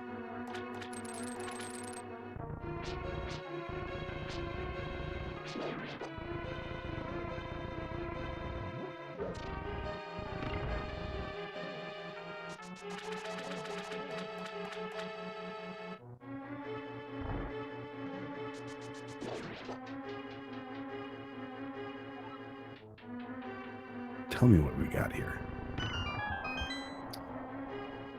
We got 3 more item locations before we have to fight Argus. So hopefully we pick up all of the unique items before, so we don't have to take on the boss. All right.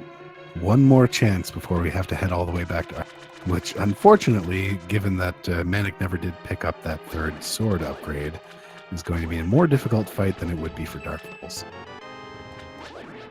Well, there it is. Manic, don't go fight Argus.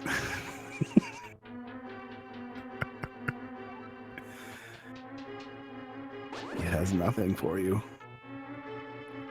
So this is really putting it in Pyramid Fairy, or... Oh, he remembered. Okay. Well done. We're looking at Pyramid Fairy or Spike Cave at this point for the bow. Oh.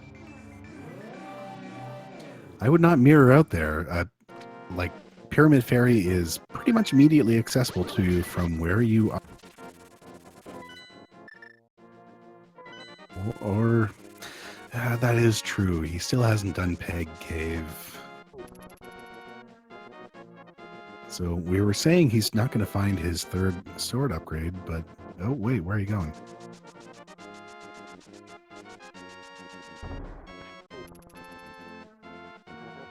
Where are you going?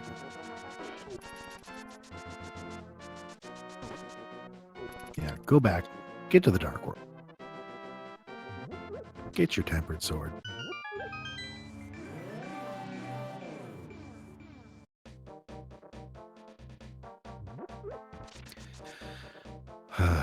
I cannot believe, but I also can sort of believe that Swamp Palace was a bust, but I cannot also believe that Swamp Palace was a bust.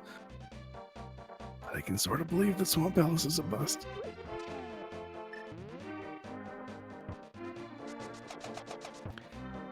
We are down to 3 locations left in Hyrule. Where either the bow can be, or one of 2 things that would lead to the bow can be. Sure as heck isn't that orange sword. As nice as that is. Yeah, you definitely want to find that before, I mean, not necessarily going to Eastern Palace, but definitely 100% before hitting Ganon's Tower. You want that thing. Alright, which of these 3 locations are you headed to, Manic? You are headed to Spike Cave. Oh, if it's here, he's going to be kicking himself knowing that he could have gotten there straight out of Turtle World. Yeah. Where? What? Oh.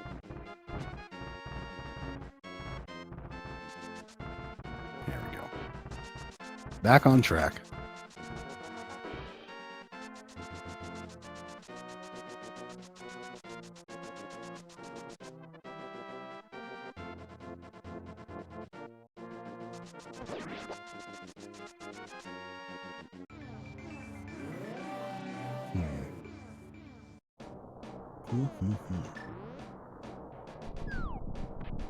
Moment of truth. 1 in 3 chance currently for exactly what we're be here. Although there's always the chance that we find the book or the shovel here, and still Pyramid Fairy is the answer. Oh, yeah, that'd be pretty bad. There it is! Oh. Oh, it could have been routed in so... Oh, he's got to be kicking himself. All right. Well, 2 hours and 15 minutes in, we are officially in go mode. Yeah, and for Manic, with just Eastern Palace to take care of and having already dipped into the dungeon, should be a pretty quick clear at this point. Should indeed. And that is going to be it. We are going to take our way from Eastern Palace, up the mountain, into Ganon's Tower. It's just rough because of how very, very, very late Hammer showed. Yeah, that's definitely the. I mean, the reason why something like Spike Cave went forgotten for so long is not having a hammer until well into Misery Mire. There. Oh, Manic! This is not. This is not the Crystal Dungeon. No. Uh-oh. Well, shoot. Hopefully he listens to music and figures it out. Yeah, absolutely the most difficult part of this seed by far is the fact that both the red cane and the hammer were in Misery Mire. So you could have just hopped straight into Misery Mire, got your red cane to clear it out, got your hammer to continue on the rest of the game. But then you had to guess that both Misery Mire was going to give you the ability to complete itself, as well as the hammer, the thing that you need to progress the game. It's just a ridiculous guess. Yeah. I think Manic might be kicking himself once that green pendant falls down from Helmasaur King.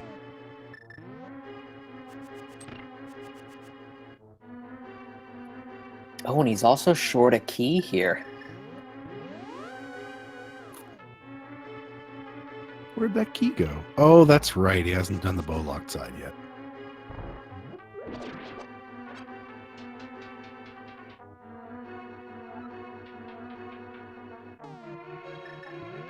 So all of this is kind of opening up just an ever so slight window for Dark Falls to make a comeback here. Yeah, although Dark Falls, it looks like he is...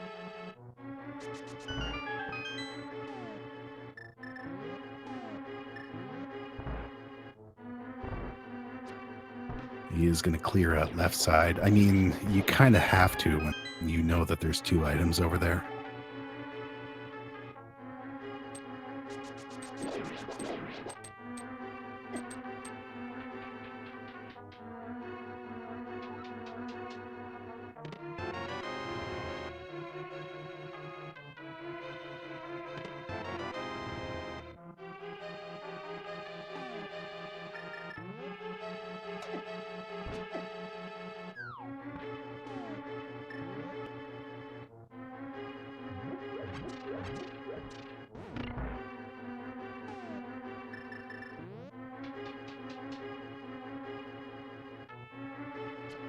Well, once again, we get to that point where we say that in a minute, Manic is going to be kicking once he takes out Helmasaur King, gets that green pendant drop. I have to wonder if he thinks he's looking for... It's either that he thinks he's looking for something or that he thinks that this is the dungeon that he needs to be going into right now to get that last crystal.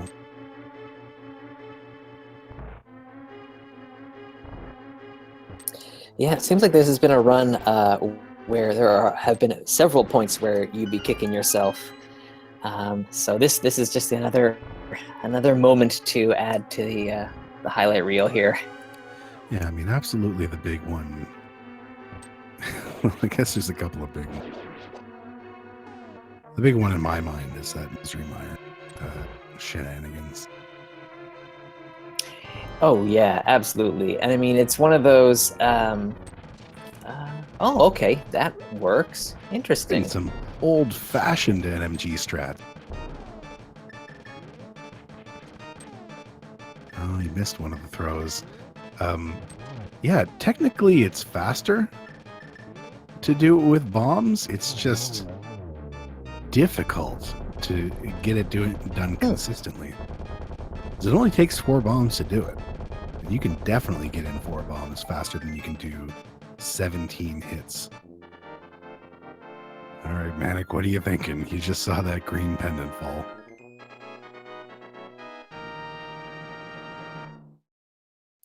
It's probably a good thing we don't have him mic'd up right now.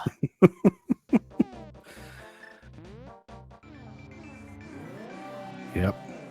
The other one, Manic. Oh boy. And this is kind of unfortunate for DarkFaIz here. Now with hammer in hand, is thinking that there's got to be something in that basement, the big chest in Thieves Town here, but it is just holding a small key. Actually, he's going to realize that once he gets to the door and realizes that it's in fact key locked inside the big chest there. The only way you possibly could have gone down there is if you misused your keys on the way in here.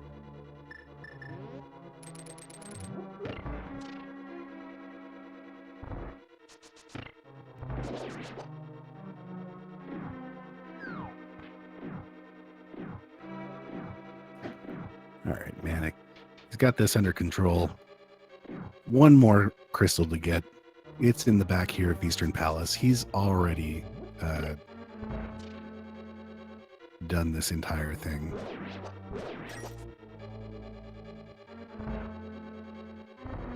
Yeah, there'll be a really quick clear, and then we'll go right up to Ganon's tower.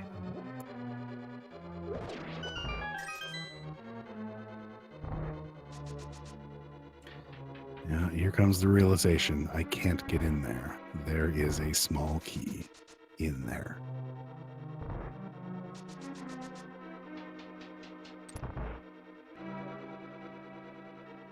All right, where is it to now, DarkFaIz? I don't believe there could have possibly been an item on Trinex. Or I could be completely wrong about that. I'm not sure. I was paying attention. I feel like Trinex dropped the compass, I want to say. Oh, bucko, no empty bottles.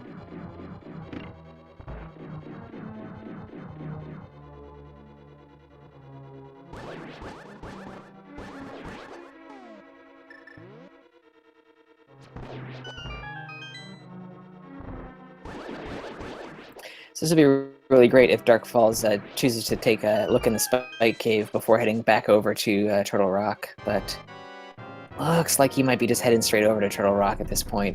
Yeah, with that level 3 sword, now is the time.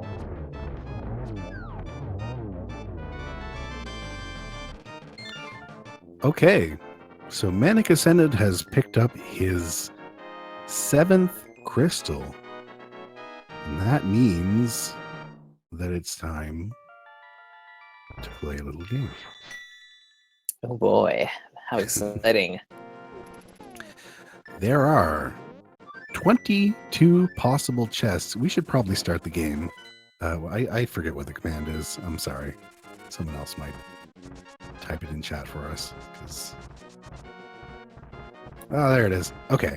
There are 22 possible locations in Ganon's Tower where the big key is. The big key we need absolutely to get us up to the back of Ganon's Tower.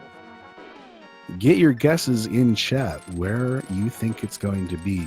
And if you are somebody who is subscribed to any of the Speed Gaming channels or has donated 250 bits to any of the Speed Gaming channels, you will be entered into a chance to get on the leaderboard for this particular channel to say you were a clever person and you figured it out.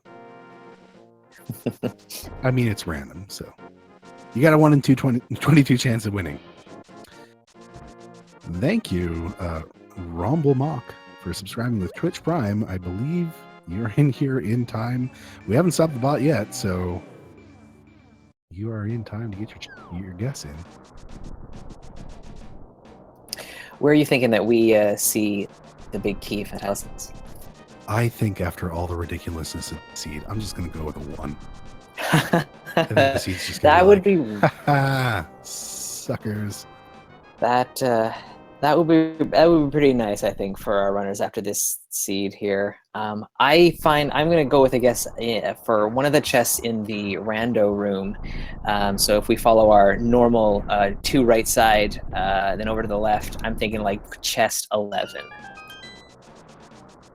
Yeah, chest 11. Okay. Right down the middle. All right, come on. Number 1. Here we go. Oh, have we stopped the bot? I did. Got it. I think so. Okay. All right, there's 1. And there's 2. Okay, so I was very wrong. But you know what? If anything is nice about this key, that book and shovel have to be in here. So we never did get that book troll. 3 is just a big 20. So nothing doing.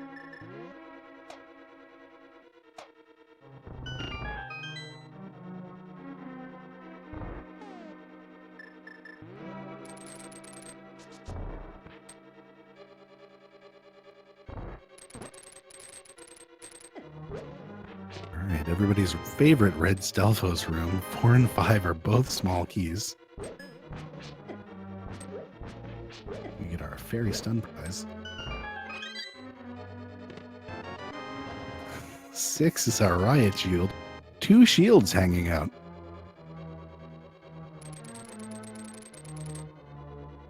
It's kind of a little late for those, but we'll do well in the mimic room once we start ascending the tower. 8 is another small key.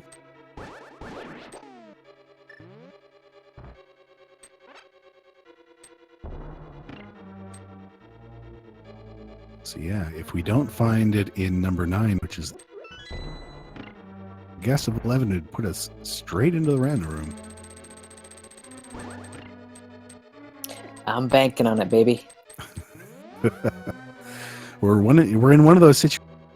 Right-hand side was not an option, and started checking there because it didn't give us a key, so we were kind of forced to go in this direction. And 9's another small key. Yeah, pretty much all the small keys were fat chance of going right side out of the gate.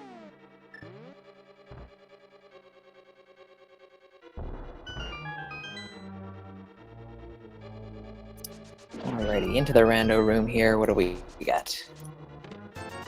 10 is a big 20, and 11 is another 20. Finally, that shovel. We can go dig up the book. Ugh.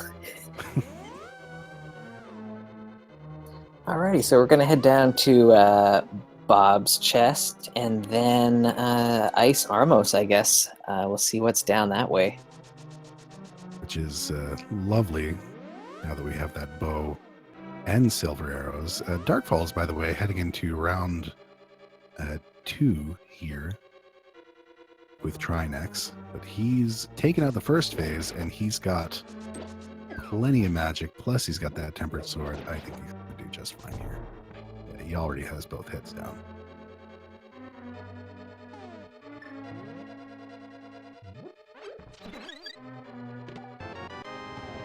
Hey! It's not the big key, but that is an okay find this late in the game. Gosh, that would have been helpful sometime before Trinex. Thanks a lot.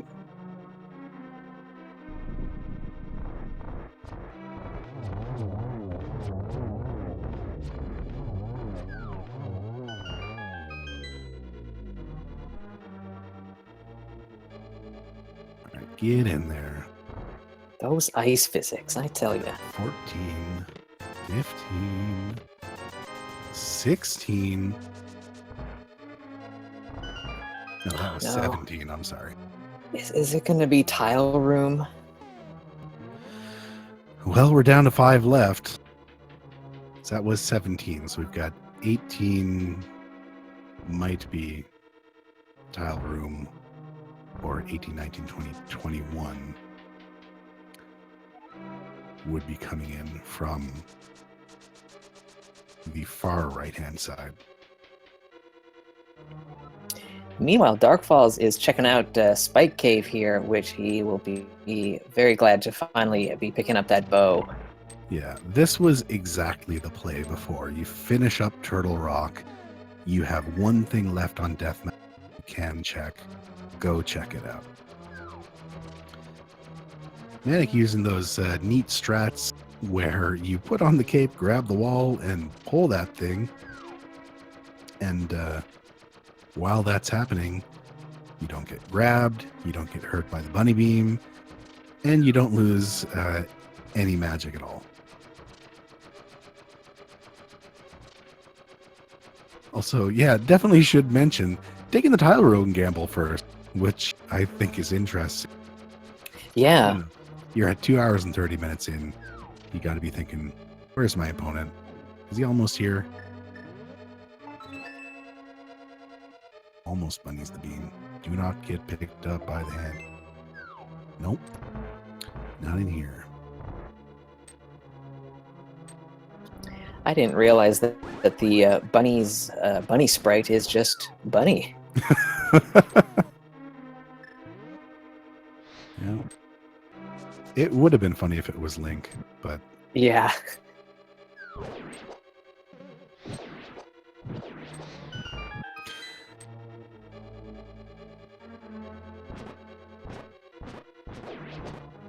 So we're down to our final 4 chests here. The big key has to be in one of them. yep.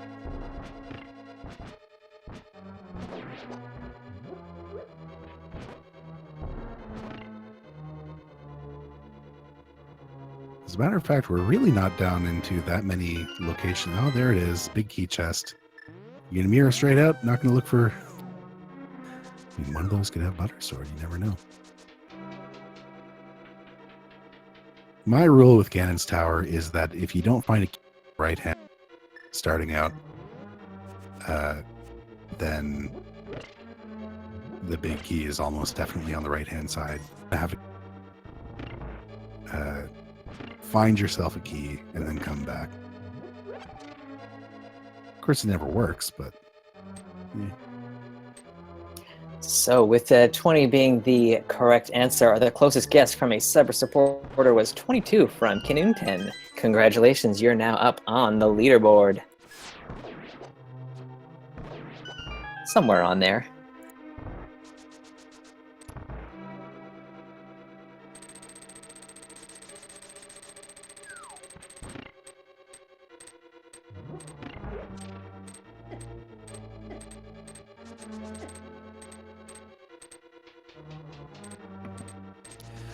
With that, all that we have left in this gauntlet with red mail and 13 hearts. I mean, 13 hearts is as much as you'd be afforded in an actual Duchess run at this point. So with that red mail, they are in better shape than they would be if they were running the vanilla game. Plus, they have... I mean, he's got half magic. He's got those silver arrows. This is sort of the situation you want to be in when you're heading up the tower here. Yeah, definitely. I do find it kind of funny that despite pretty much a complete full clear of the game,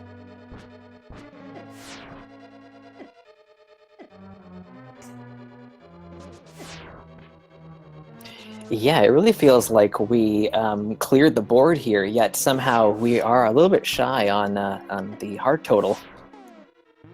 well, I'm going to be curious to see what our total count was. Don't get yourself killed in here. Take out this room and powder that fairy.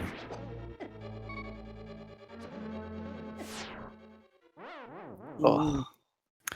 That's the other thing that has never come up in this seed, Bugnet. Yeah. I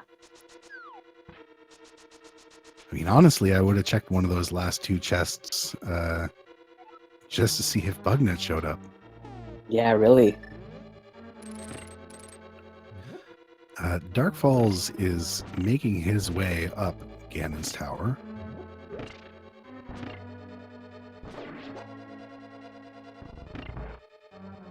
We're going to see, I mean, this difficulty here getting through the gauntlet is going to give him a little bit of time to catch up.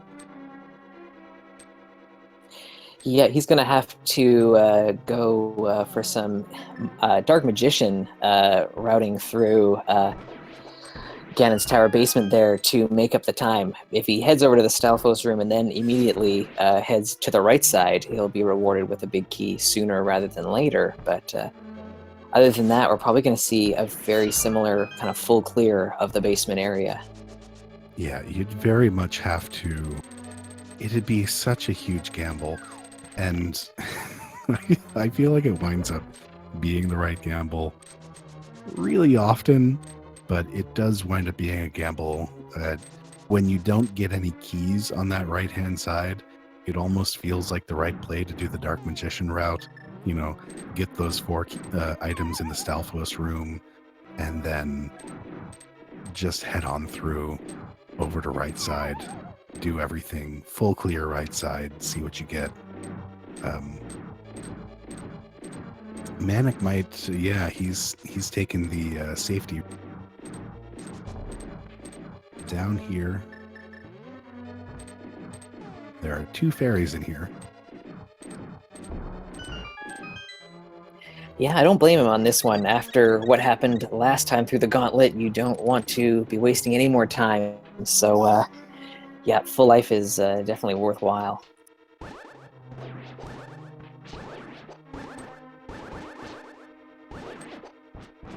Yeah, get rid of those sword beams.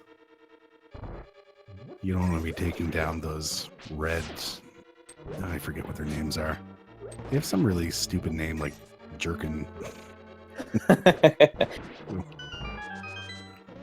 Mohawk guys.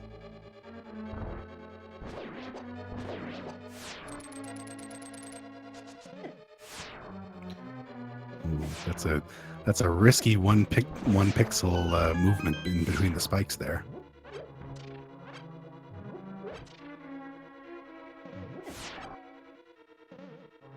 All right, you got 2 rooms to get through left, and then you can powder. There we go. And this is the easy room. Yeah. Do that. Get your stun prize. Now you know that the stun prize is a fairy. Use that to your advantage throughout the rest of this.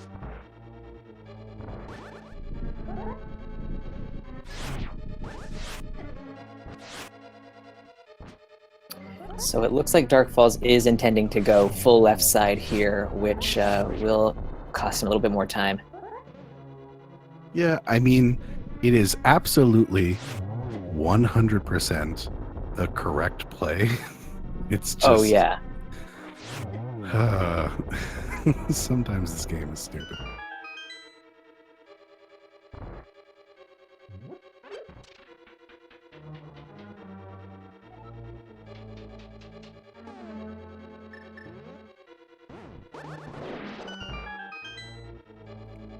All right.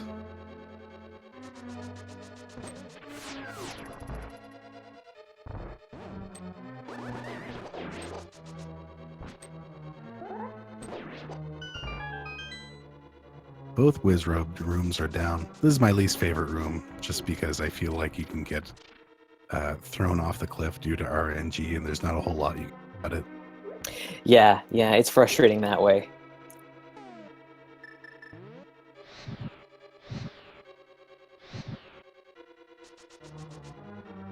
All right, first torch room's done.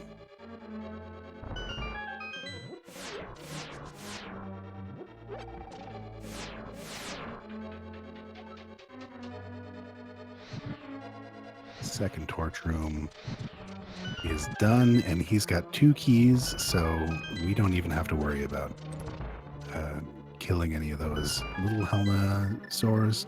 Or I guess they're not little Helmasaurs, they're just regular Helmasaurs. Yeah, the king is the one that's the problem. Yeah. And with Silver Air and Tempered, not really any need to pick up or at least investigate any of these top 4 chests here. I guess there is a chance you could get pick up the Butter Sword, but you know, really not worth it when you think your opponent is like seconds away from putting in that dot done. No, it would not be hugely beneficial here. No, opting to pass by all of those, which I think is the right play here. Yeah, this room's not free either. Getting through that first portion, Helmasaur is a bit of a pain. Ah, but he's got it. All right, here we go.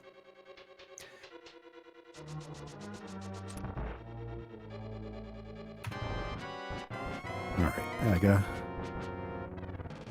How much of a jerk are you going to be today?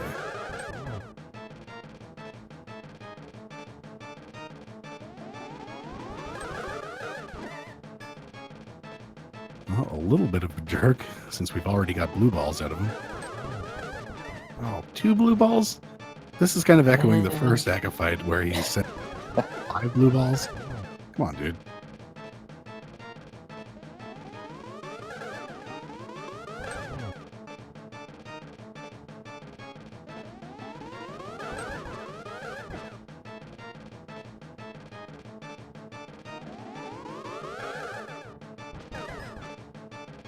Oh, Stop throwing those blue balls, bud. he is not playing nice. You know this is going to end. This is not going to end in your favor, no matter what you do. Well, he's got it anyway. All right. One thing left to do here, and that is take down the pig.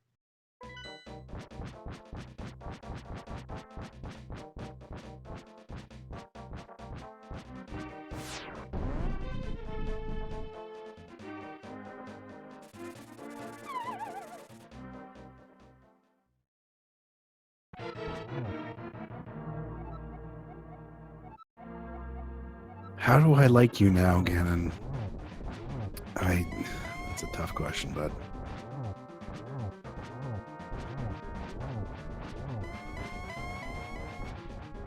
Ooh, get in that corner. Oh, I don't think he's going to do it. But that is the free spin corner. Yeah, that's definitely the spot you want to be for sure. Because every spin that you hit in that corner section there, you usually double up. So you can get through that second phase pretty quickly. Yeah, and tempered spins are worth 2 apiece.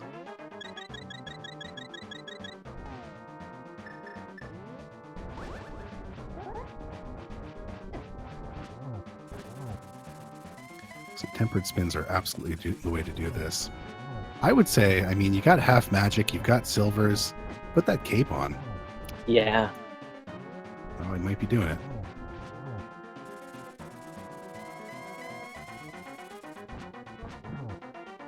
Okay, we are into phase 3 here. Okay. That's 2 hits, 2 to go.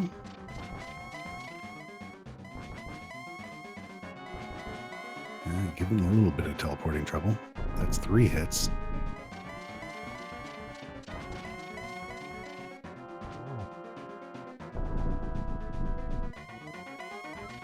We sure did. You really didn't hide them that well. So Manic gets the torch glitch there. Yeah, that'll make the rest of this 4th phase easy. So that's 1 hit in the 4th phase, 3 to go.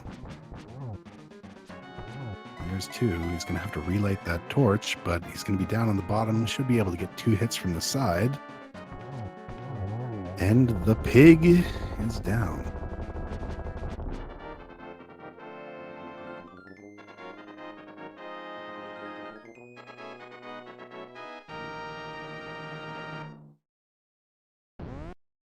All right.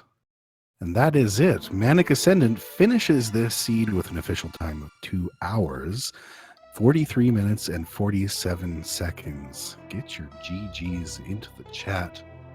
Congratulations. ManicAscendant, you are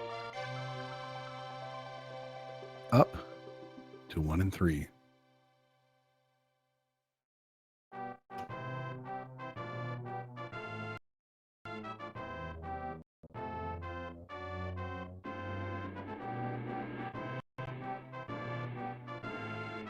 And it seems like DarkFaIz may have forfeited after this one. And you know what? That makes sense. You know, it's been a slog of a seed.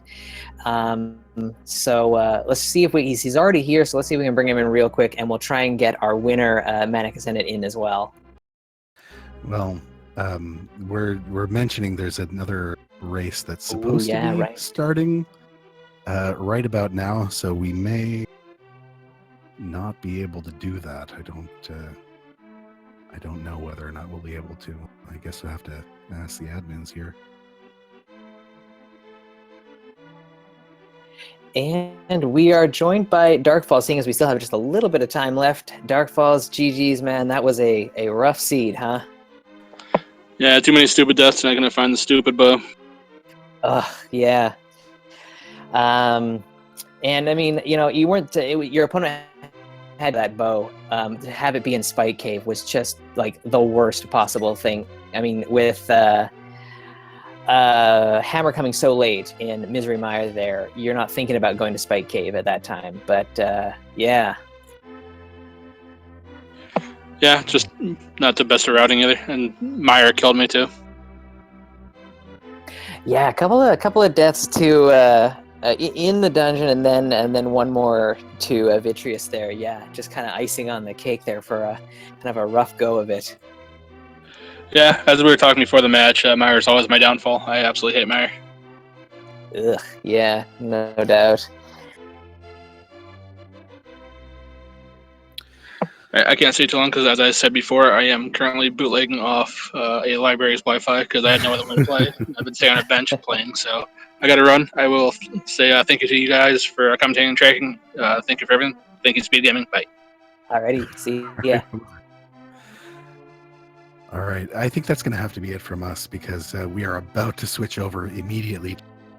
Happening here in negative 25 minutes. That's about right, I think. So, yeah, I guess thank you so much to our tracker, OSS Geek, and to my co-commentator here, Fantastic. It's been a great adventure, I guess, co-commentating this one with you. Absolutely, this has been a fascinating one. For sure. So I guess that's going to do it for us. But coming up right after is another A Link to the Past Randomizer Spring Tournament race. So I think that's going to do it for us. But there is still more action. So pay attention. There's more on the way. Indeed, there is. I guess that'll be it from us. We'll hop out here and start another one of these right away.